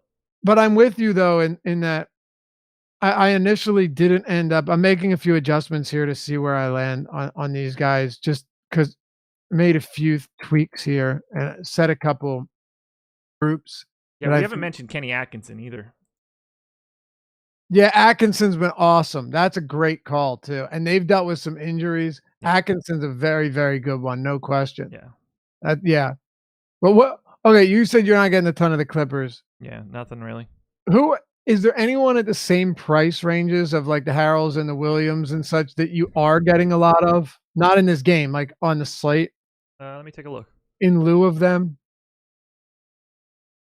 So for Harrell, I mean, obviously a ton of Al Horford, who he's $1,200 cheaper. There's no scenario where you want Harrell over Horford if you know that he's in. Right. John Collins, I have quite a bit of. I have more Julius Randle. He's $1,000 more expensive. More Siakam. I mean, basically everybody else, I guess. Right. It's one I'm not comfortable with, but none. Like I was saying, like everybody's priced where they should be, and no one's standing out. So I have Harold Gallo, Lou Will, Bev, SGA, Zubac, even Landry Shamet if he's in, as like all basically the same flavor of play relative to their salary. Zubac is just too expensive on DraftKings for a guy that might play 20 minutes. That's crazy to me. Right. I agreed. So I don't really have any Clippers takes. Yeah, and I have zero interest in Landry Shamet, like zero. I would just say 2 things. One, Gallinari's been wildly consistent lately. I think he has 34, well, I'll say 35 fantasy points or more in like 12 straight. Something insane. I mean, he's just been really, really consistent, which is a nice thing to have. From a ceiling standpoint, he rarely gets there. And his price is now up to a point where I don't think you need to. But I do like Lou Williams quite a bit. Just as a tournament guy, Lou Williams is the type of player that can come out and drop 40 real points, and Doc will give him 32, 34 minutes when he's playing well. That's gold at 6,900. You have to be willing to take the risk, because as we know, Lou Williams is one of those guys that can also be very quiet and can get less minutes depending on the situation. But he, to me, is always a pivot, always a great pivot off of players that are going to be popular at a similar cost. So that's where I'm at on that team. Okay. I don't really disagree with you at all. I was surprised I got as little as I did from the Clippers. Yeah, I agree. Lou Williams would still be my favorite play from this team, though. That we are on the same page for. Yeah. Alrighty. This one's going to be big. Hit that like button if you're still sticking around, people. New Orleans Pelicans are hosting the Atlanta Hawks. Biggest total on the slate, 120.5 for the Pels, 119.5 for the Hawks. This is massive. Both teams play at a phenomenal pace. Both teams have garbage defenses. This is the crown jewel of the slate. If it wasn't for like all sorts of garbagey news, this would be the main focus. The crown jewel, the prize of the menu. It is. It really is. Yeah, it is. Elfrid Payton is questionable. And if he is out, good God, it gets even more ridiculous. I like Randall quite a bit. I like Elfrid Payton quite a bit if he plays. Where are you at on Randall's minutes, Josh? I gave him 32.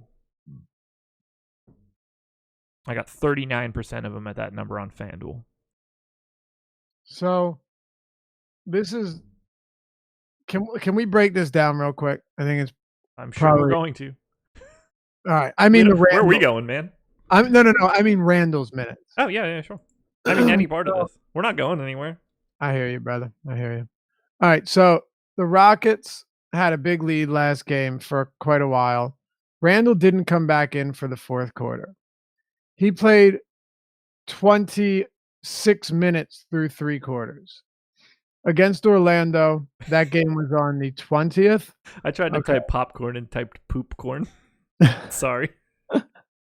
Did you get something nasty? I don't want to. I didn't hit enter. Thank God.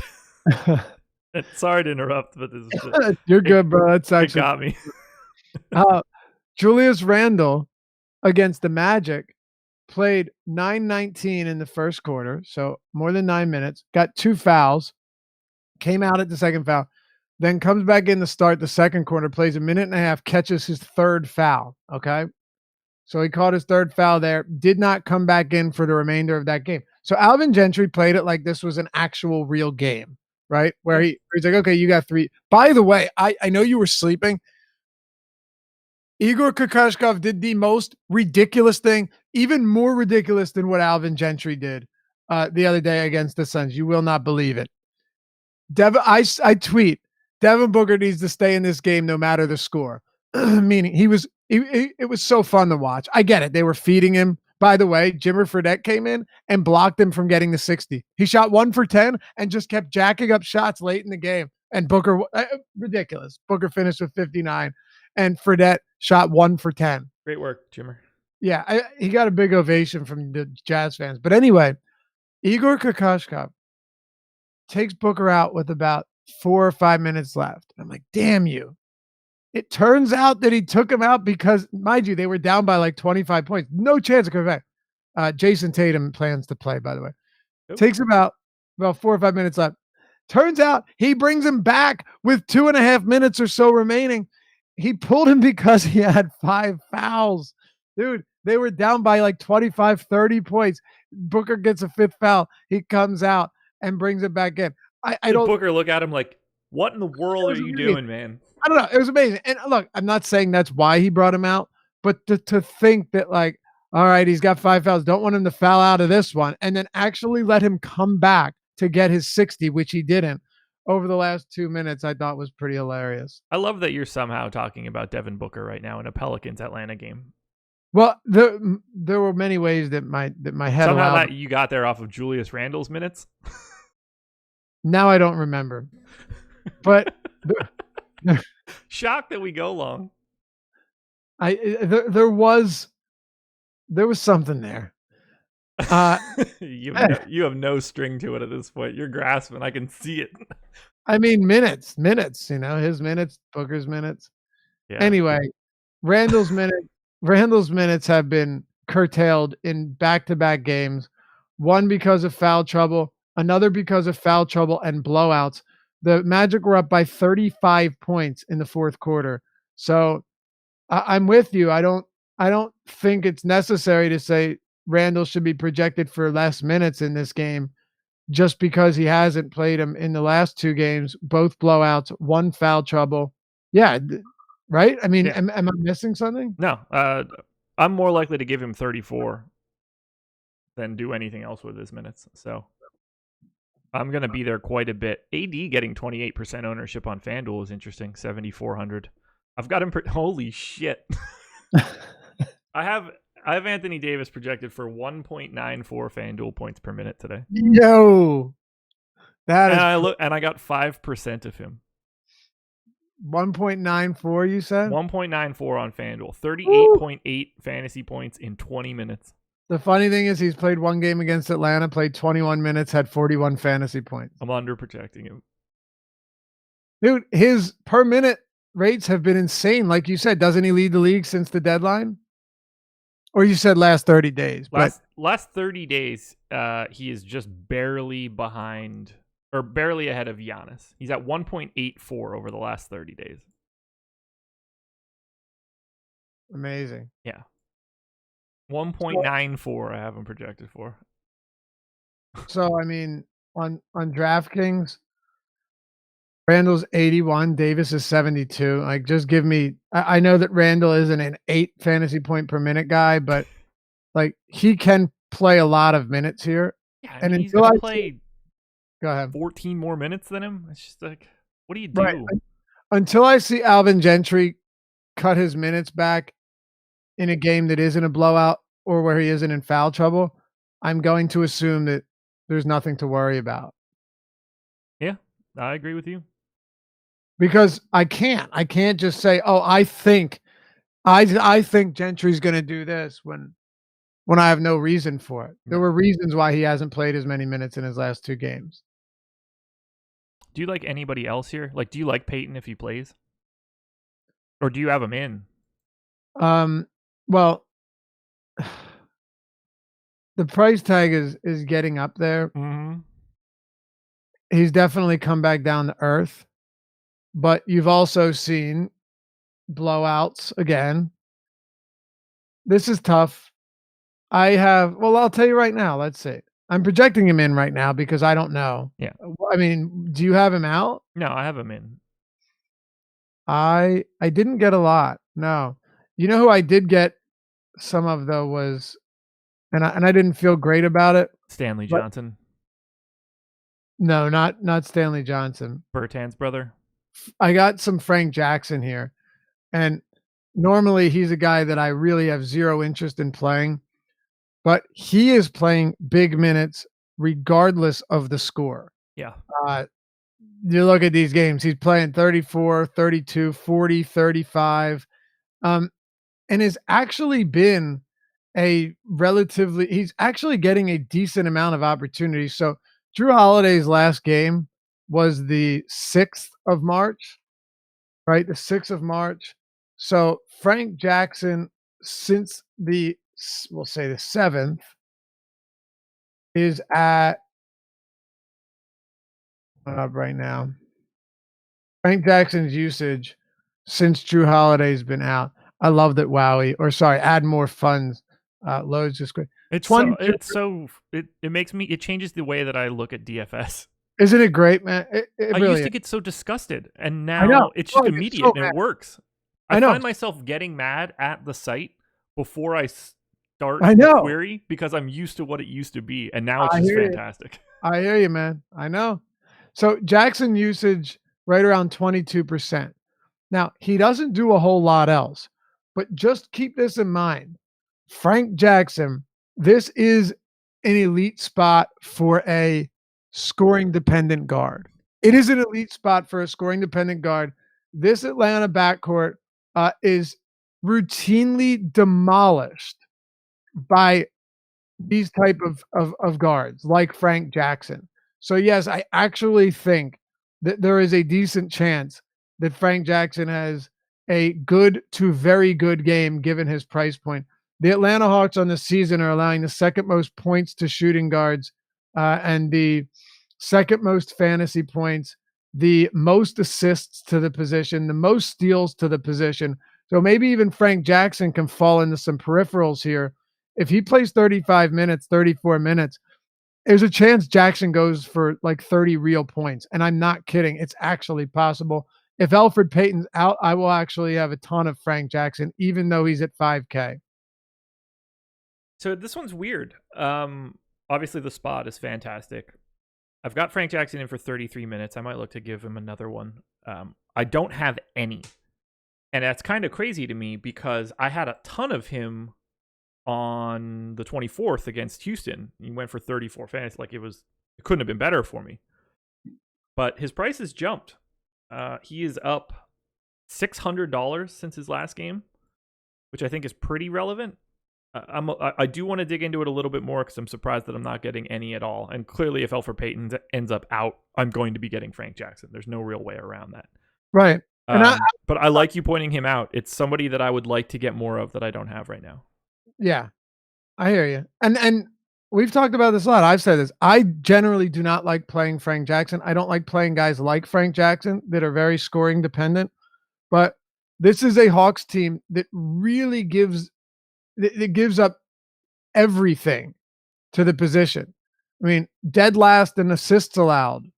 It's 29th in points. Like I said, 29th in fantasy points. And then they turn the ball over more than any other team. So, if Jackson could have 20 points, 4 rebounds, 6 assists, and 3 steals with Elfrid Payton in the game, it would not surprise me.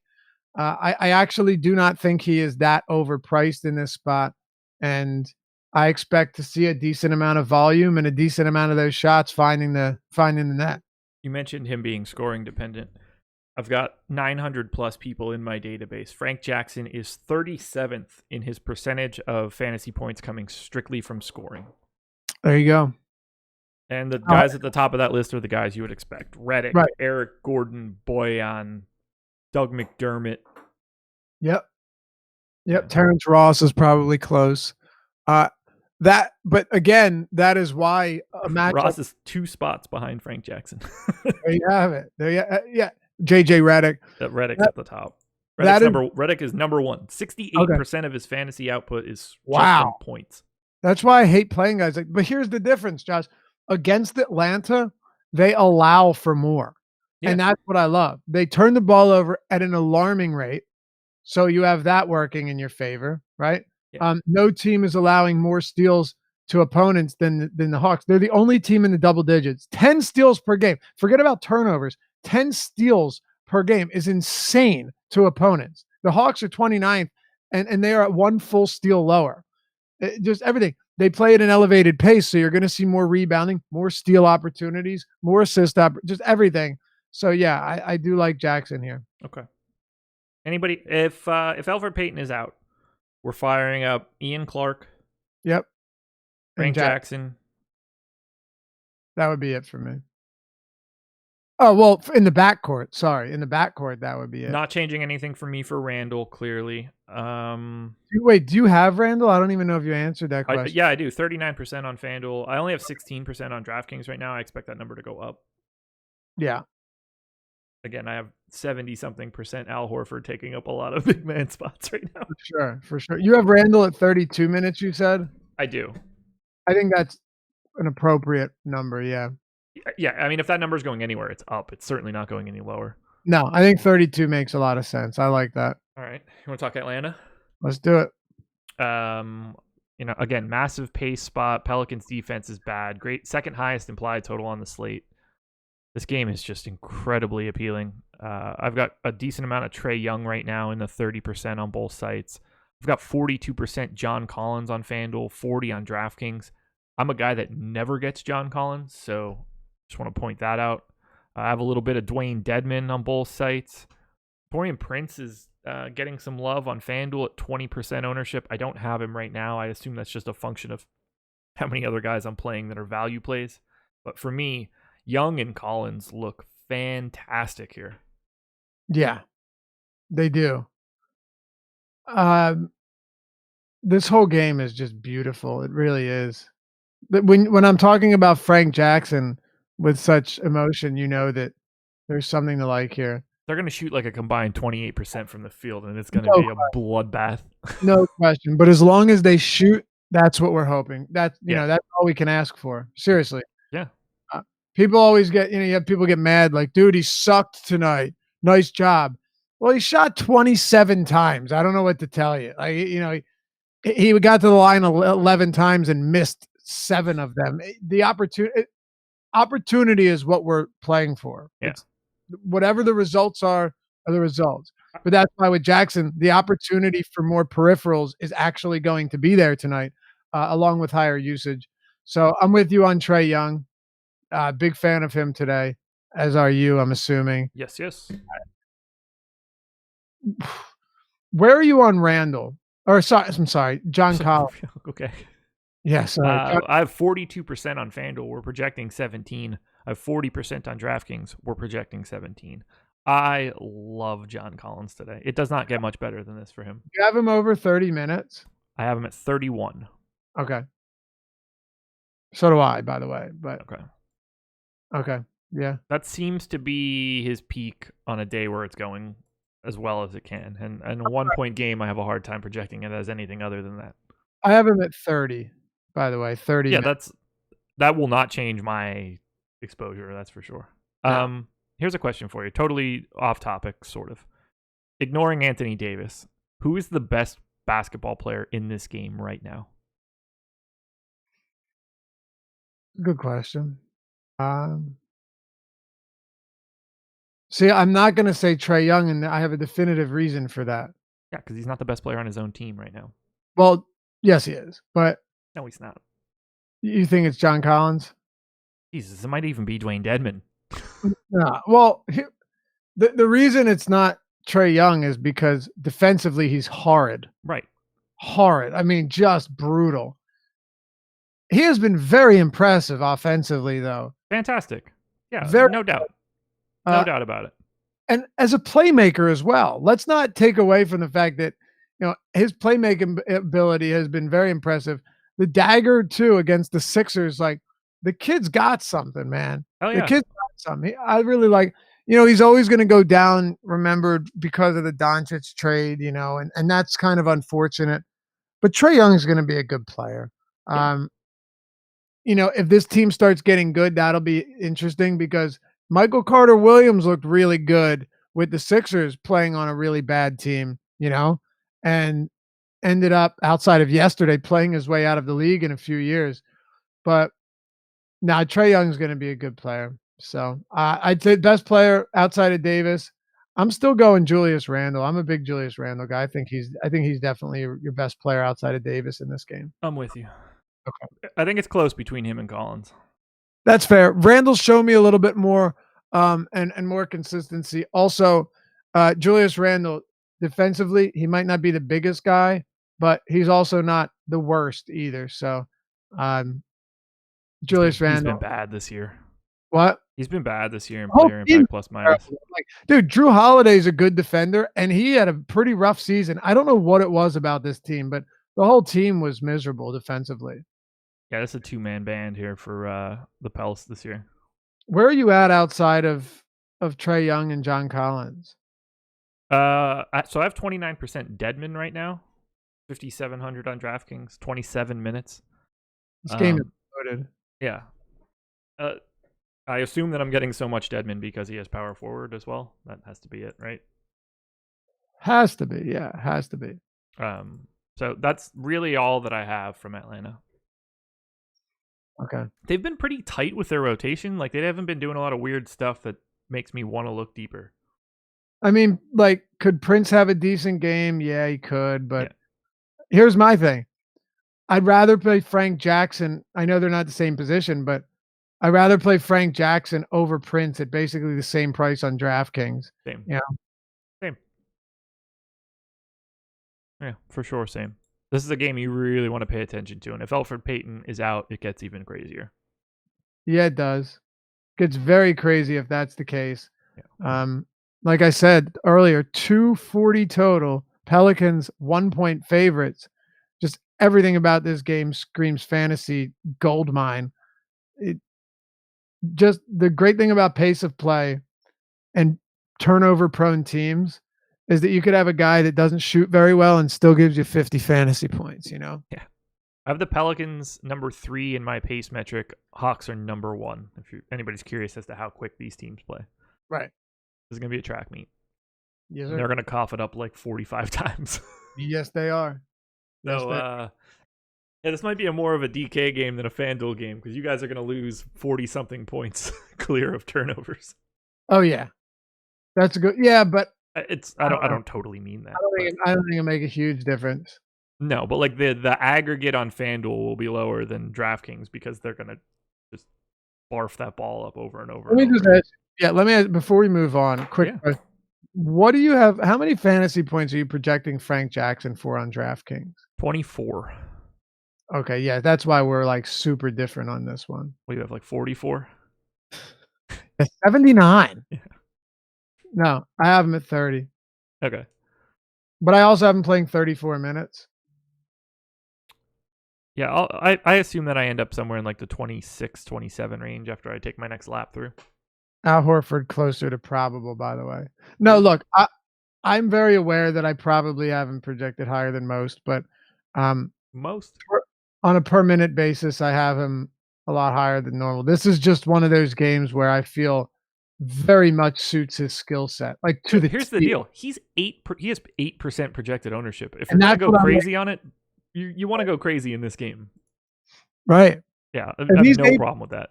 If he's 8% and I came in on 20%, I'd be, I'm okay with that. Hell 20% yeah. Frank Jackson against the Hawks at 5K is, in my opinion at least, is not crazy at all. Not at all. I'm totally with you.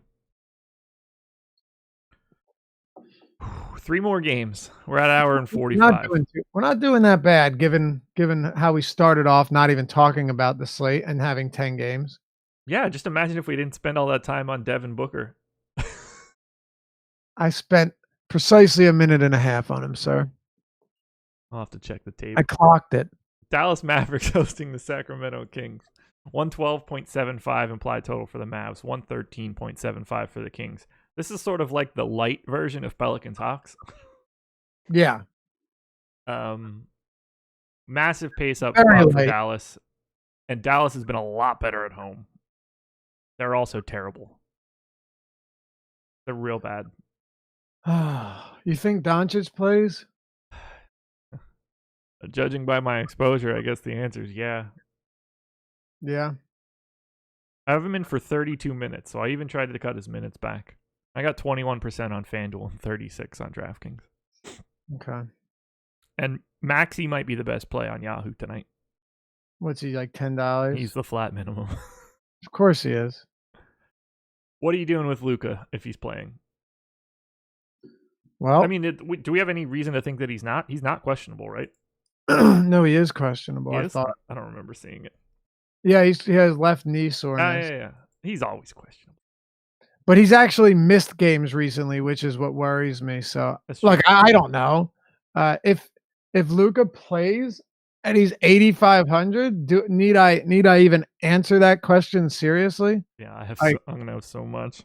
Oh, and also, he has shooting guard eligibility now, along with point guard instead of point guard, small forward. Yeah, 8,500, silly. I do want to throw this out there though. The Kings since the deadline are a top 5 defensive team according to defensive rating. Now, what mitigates that is they're playing at the second fastest pace in the league, and on the season, last I looked at least, they lead the league in pace of play. Let's see here. I have the Kings 9th in fantasy points per possession defensively in their last 15. So, yeah, they've been, a top 10 defense at the minimum. Yeah. Right. So that they've been good lately defensively. I do think Harrison Barnes has made a bit of a difference. Yeah. I think to think that he hasn't made any difference wouldn't make much sense because he's been there since the deadline. Not much else has changed. No. But yeah, the Kings are tied with the Hawks in pace of play at 104.4 on the season. Not worried about it. Dallas at home here. Luka plays. You know what to do. Yep. 1.5 point spread, 226 total. I'm a little surprised with how little I have of this game. I'm even more surprised at how little ownership is being projected to it. How much Luka did you land on? 36 on DraftKings. Okay. I like that number. Yeah.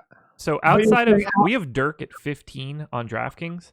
The next closest number on either FanDuel or DK for Dallas is 5% to either Justin Jackson or Luka.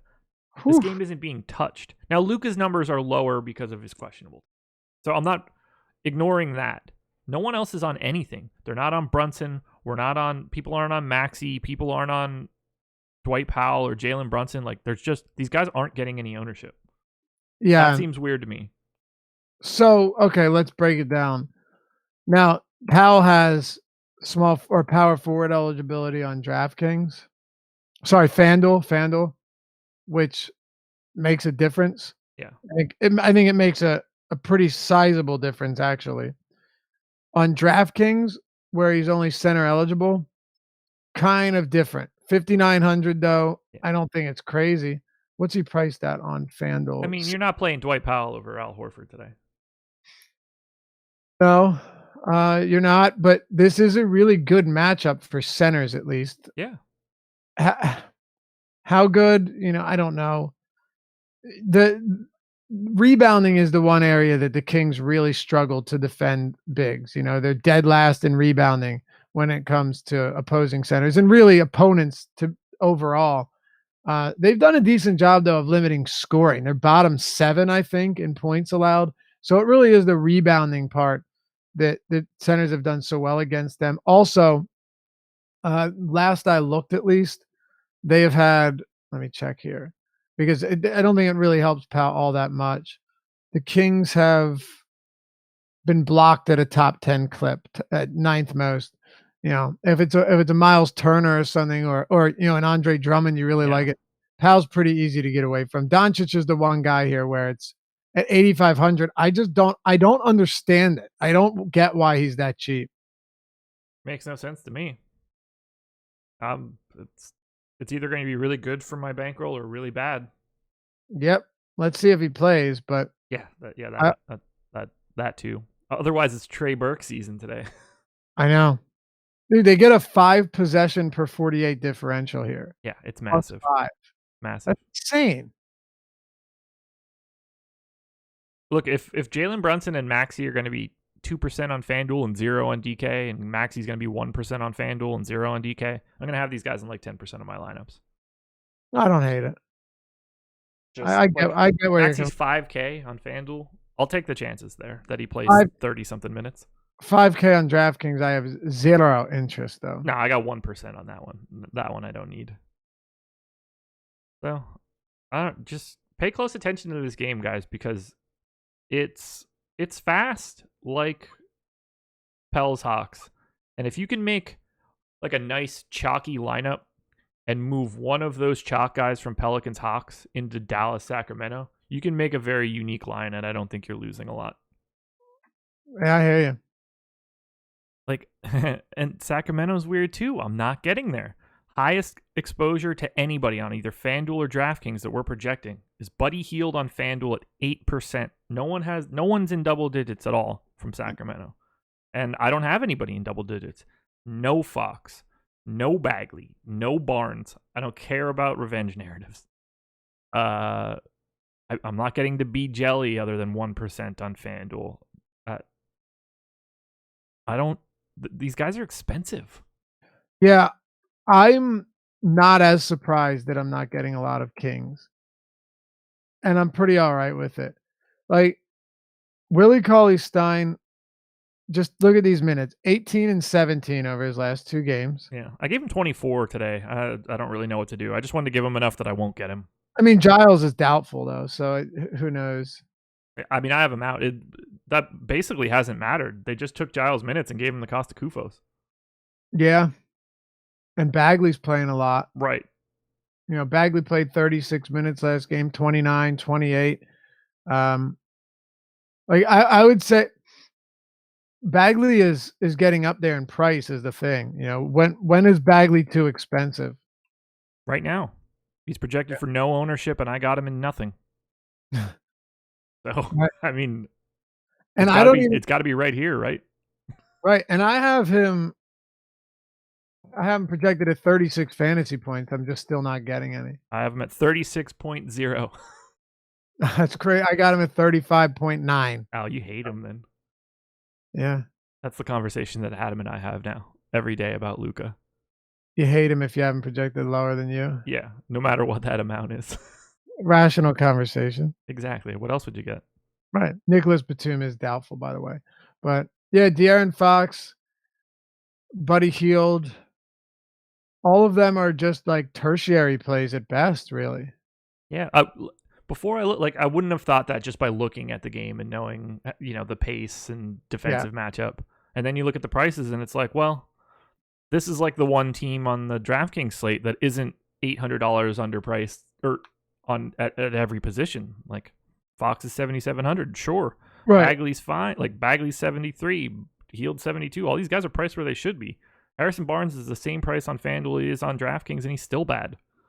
We'd be having a different conversation if, Pelicans, Hawks wasn't here, Lakers, Washington. Like there's so many pivot spots that it makes it so you don't have to go there.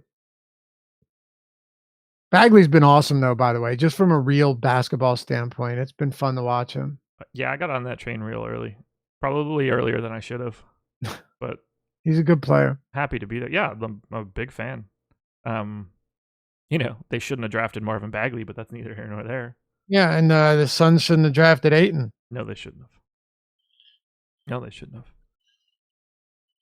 have. People will make that Ayton mistake. The Kings are weird. I'll never understand why they didn't take Luka Doncic. That one makes zero sense to me. Yeah. Zero. You Vlade's known who Luka Doncic is for like 6 years.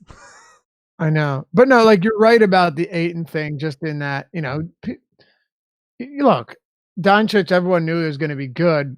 And dude, Ayton could still be amazing too. It's not saying he won't be. Hindsight's 2020.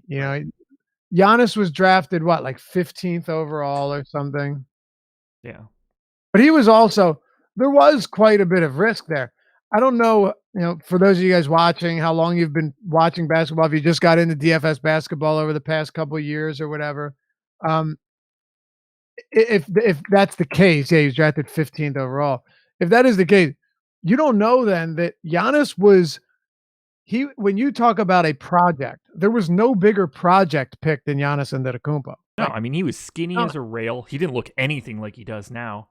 And all of his videos looked like he was playing on like an 8.5-foot rim.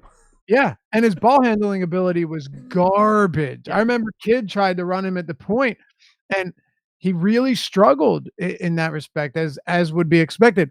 But he has antelope-like strides where he can run the length of the court in literally, not literally, but 3 steps.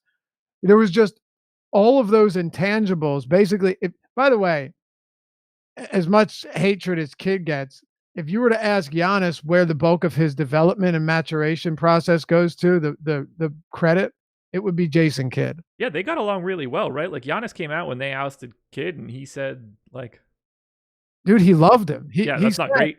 He basically said, without Jason Kidd, I never would have made it. Yeah, Kidd. I think Kidd only cared about helping Giannis, and the rest of the team was just like, all right. Like in a weird way, good. Yeah. Oh, yeah. Like, you don't really have to get by trying to make Tony Snell feel like he's a part of the squad, If Giannis breaks correctly, it won't matter. Nobody gets mad because the Cavs didn't want to play Mo Williams more and focused on LeBron James. Oh, wow. Jesse Smollett won't be prosecuted. All right. Next game. You can't even rope me into that one. I'm just kidding. I don't have a clue what's going on there at all. I don't have time. Yeah. You know anyway. I would not. I'm not that guy. But it makes for a funny. If this wasn't a 10 gamer and we could have got into that, it'd be fine. But we're at 2 hours. Shorter games, we're gonna do the quiz game. Yeah, that's the one person recommended. To hell with the detractors. Okay, I'm out of here on Dallas. 2 games left. We're about to hit the 2-hour mark, guys. But I will say this. Thank you for being here. Please like the video if you like it. We've been growing our audience today throughout the entire show. It's not falling. We got north of 500 people just hanging out with us for the past 2 hours, and that's always fun to see. Love you guys and appreciate you. We really do. Denver Nuggets hosting the Detroit Pistons. This one will be quick. 109.25 implied total for the Nugs. 102.25 for the Pistons. As far as I know, everybody is healthy in this game. I don't have anybody from Denver on DraftKings. I only have Drummond in 5% on DK. I don't have anybody else from the Pistons. I don't have anybody on FanDuel more than Drummond at 4% on either side. It's a fun game. Both teams are good defensively. It's a really slow matchup, and I don't want to have anything here. Are you getting anything? No. Good. And I'm 100% okay with it, actually. So am I. I'm fine. Just doing a double check here if there's anybody I'm missing. I mean, if you want to play $8,700 Andre Drummond today, I am not telling you not to, but I only got 5% of them. Oh, I got 3% Jamal Murray. Yeah, 6K on DraftKings, 7K on FanDuel. He's a much more interesting play on DraftKings. That's it. He should only be played in GPPs. Right. And I like the thing with Jokic, I'm just getting so much Towns that getting to Jokic here would be really, really difficult and would force me to, manually manipulate everything to get him in, and I don't think that's really worth it. No, neither do I. Like, I'm not naturally going to get Jokic here is what I'm saying, and I don't think I would either. I got 1% across FanDuel and DraftKings. Sweet. Yeah, it's really difficult. There's 77,000 centers. Right. So I wish I had something cool to say for this game. Paul Millsap on Yahoo for $24 is probably the best play out of both of these teams. Otherwise, that's it. Yeah, I'm really okay with moving on here. There's nothing that I get to with any frequency, and by that I mean there's nothing I really get to. I 3% Jamal Murray, really. Yeah, well, we're gonna spend a lot of time on this next one. So the late night hammer. We haven't done that bad, by the way. Not too bad. I'm happy with our performance here. Late night hammer, and this is a doozy. 117.75 implied total for the Lakers. 115.75 for the Wizards. Massive pace spot. No defense whatsoever. And the second best implied total of the entire day. This is going to make or break everything for everybody. You don't even really need to pay too much attention to where you stand before this game starts, because this is going to impact the end of it all.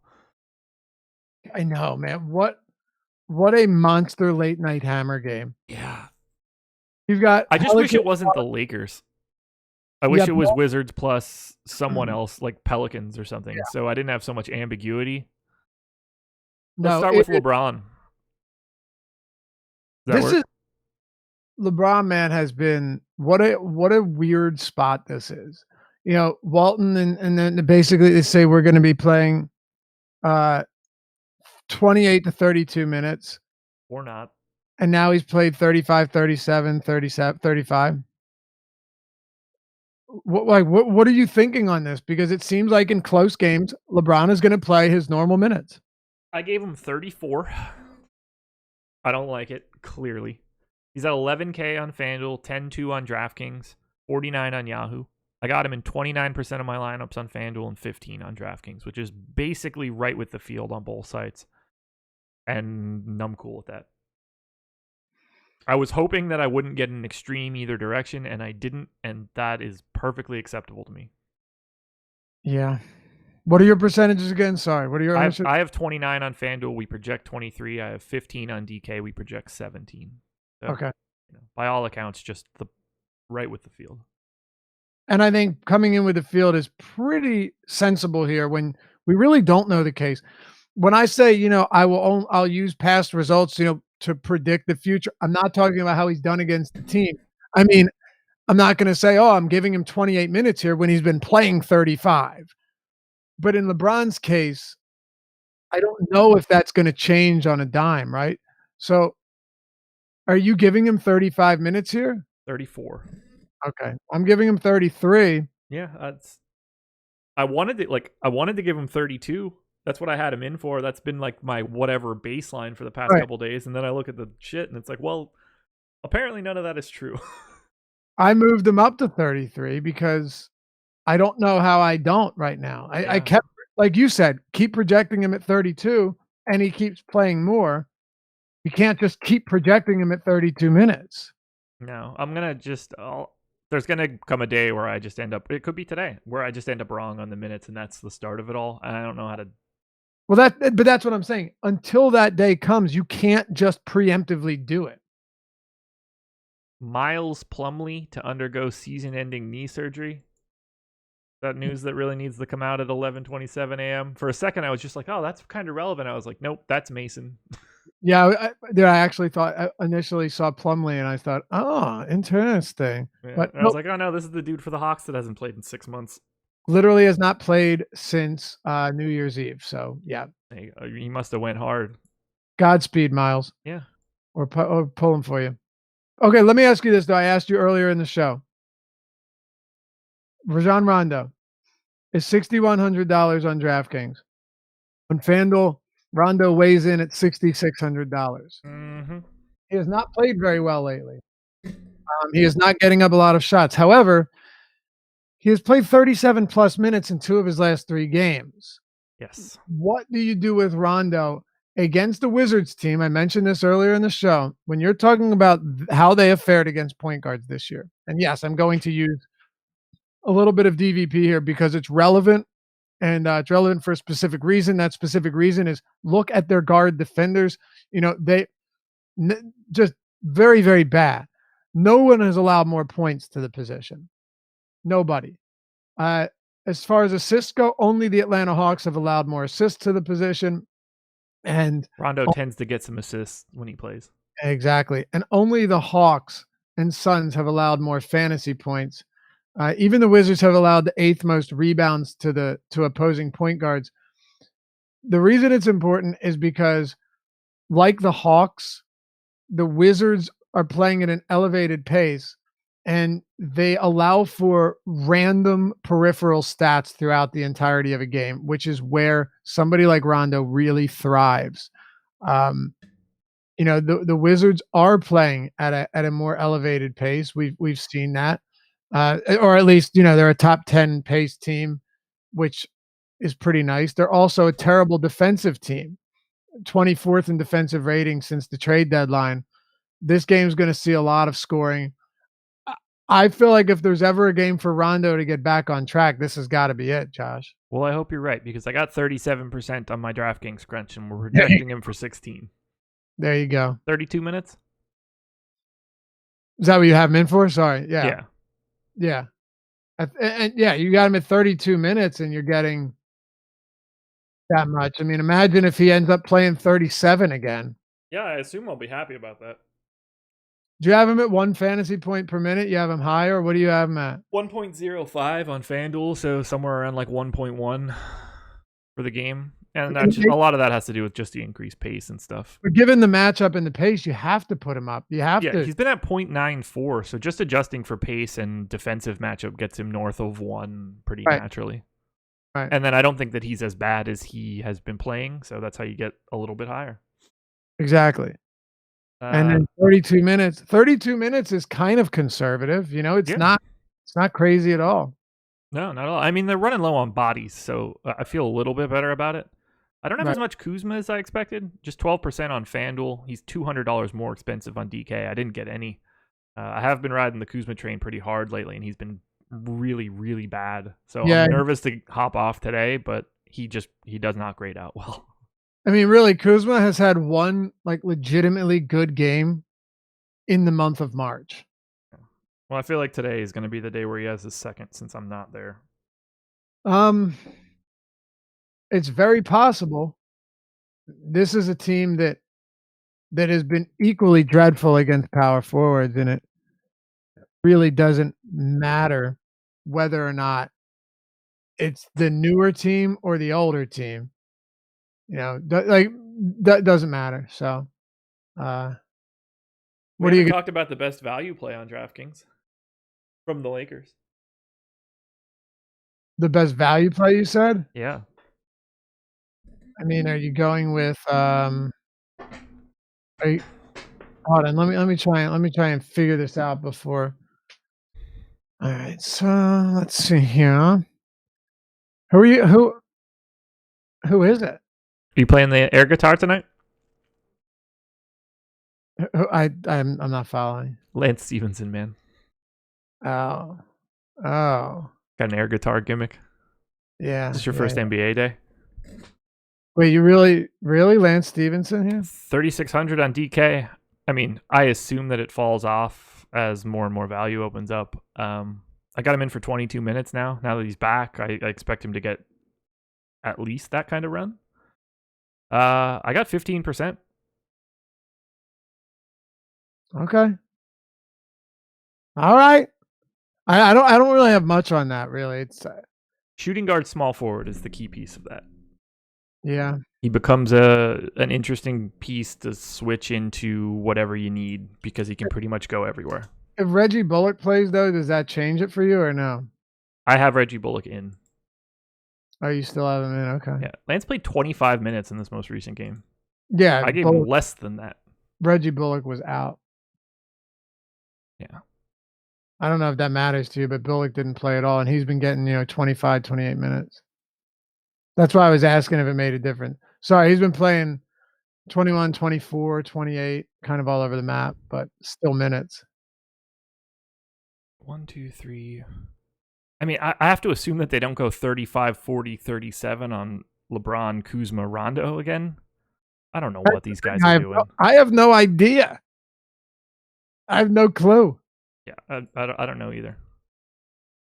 But yeah, 22 minutes on Lance in a pace-up spot like this. Pick up a couple peripherals. I could see it. If Reggie Bullock is out, I feel even more comfortable. But Lance is at 1% expected ownership on DraftKings today. I don't necessarily need to get 15% of him if he's there, but I like him as a punt compared to some of the other $3,600 guys today. No, I hear you. If he's 1% and Antonio Blakeney's 55, like, okay, I'm cool with having a little bit more Lance. Right, I get it. I mean, I'm gonna have a tough time getting there, but if he's 1% and I have 5. Yeah, this is not like a lock-in lineup type thing. Like I said, like 15%, you get to 10, especially if Bullock is out. Right. You don't have to worry as much about hoping that Antonio Blakeney and Shaq Harrison and the rest of the Bulls garbage is as good as you want it to be. Right, I hear you.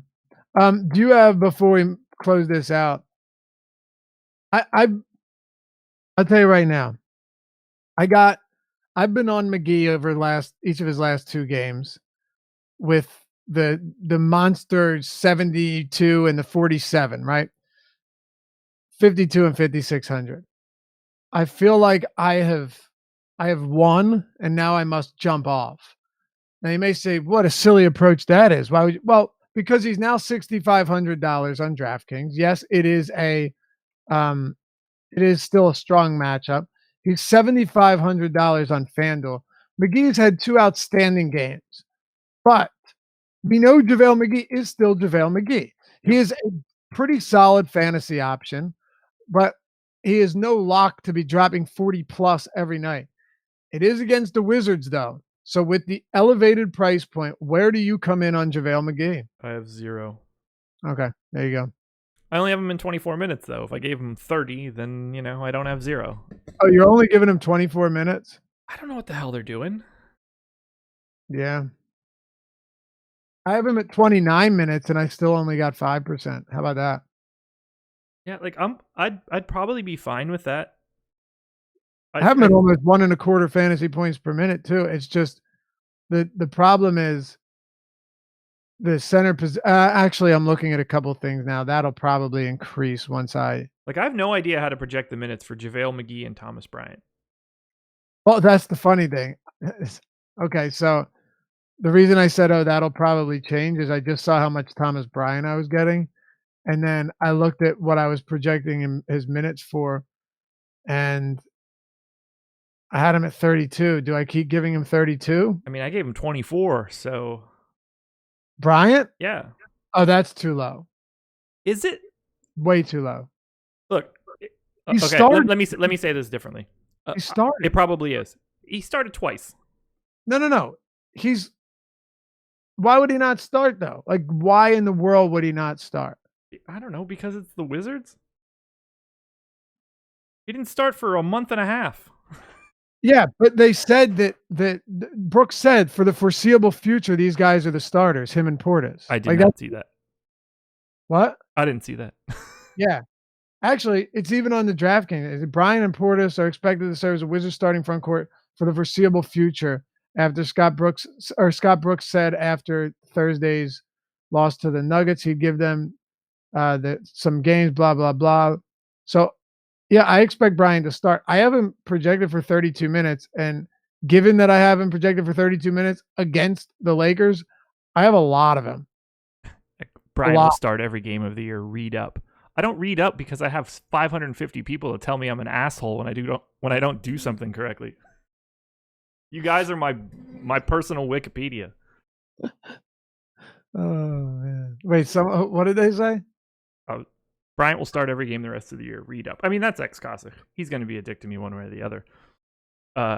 He said I only read the headlines. Exactly. Yeah, so I don't need to read that stuff. You guys read it for me and then let me know when I'm wrong. There you go. It's a win-win, eh? Right. Yeah, and then I'll update it and everything will be right for the rest of the day. All right. But I do have Bryant at 32. I feel okay about that. He's played 35 and 36. Might be low on it, but 32 is enough for me to get an ungodly amount of him facing the Lakers. I mean, Brian is undoubtedly going to be one of my highest owned guys. Yeah, I'm bumping the minutes right now. Where the hell am I taking them from? I guess Wesley Johnson and just moving shit around. I need to move 9 minutes, so that's 22 and 7. And then Portis, that's 10 minutes, so 19 and 11. That's wrong math. I want to make sure I look at this then, just because it's clearly a pretty major change. Oh, God, what did I do? Did I not have these guys projected for 240 when I started this? Or am I just shit at math? Yeah, I'm just garbage at math. That's fun. It's always good to know that you're terrible at math in an industry where math matters most. It's incredible. All right, so I've got Brian up to 30 minutes now. I'll handle the adjustments after that. You know who looks good today? Fucking Thomas Bryant.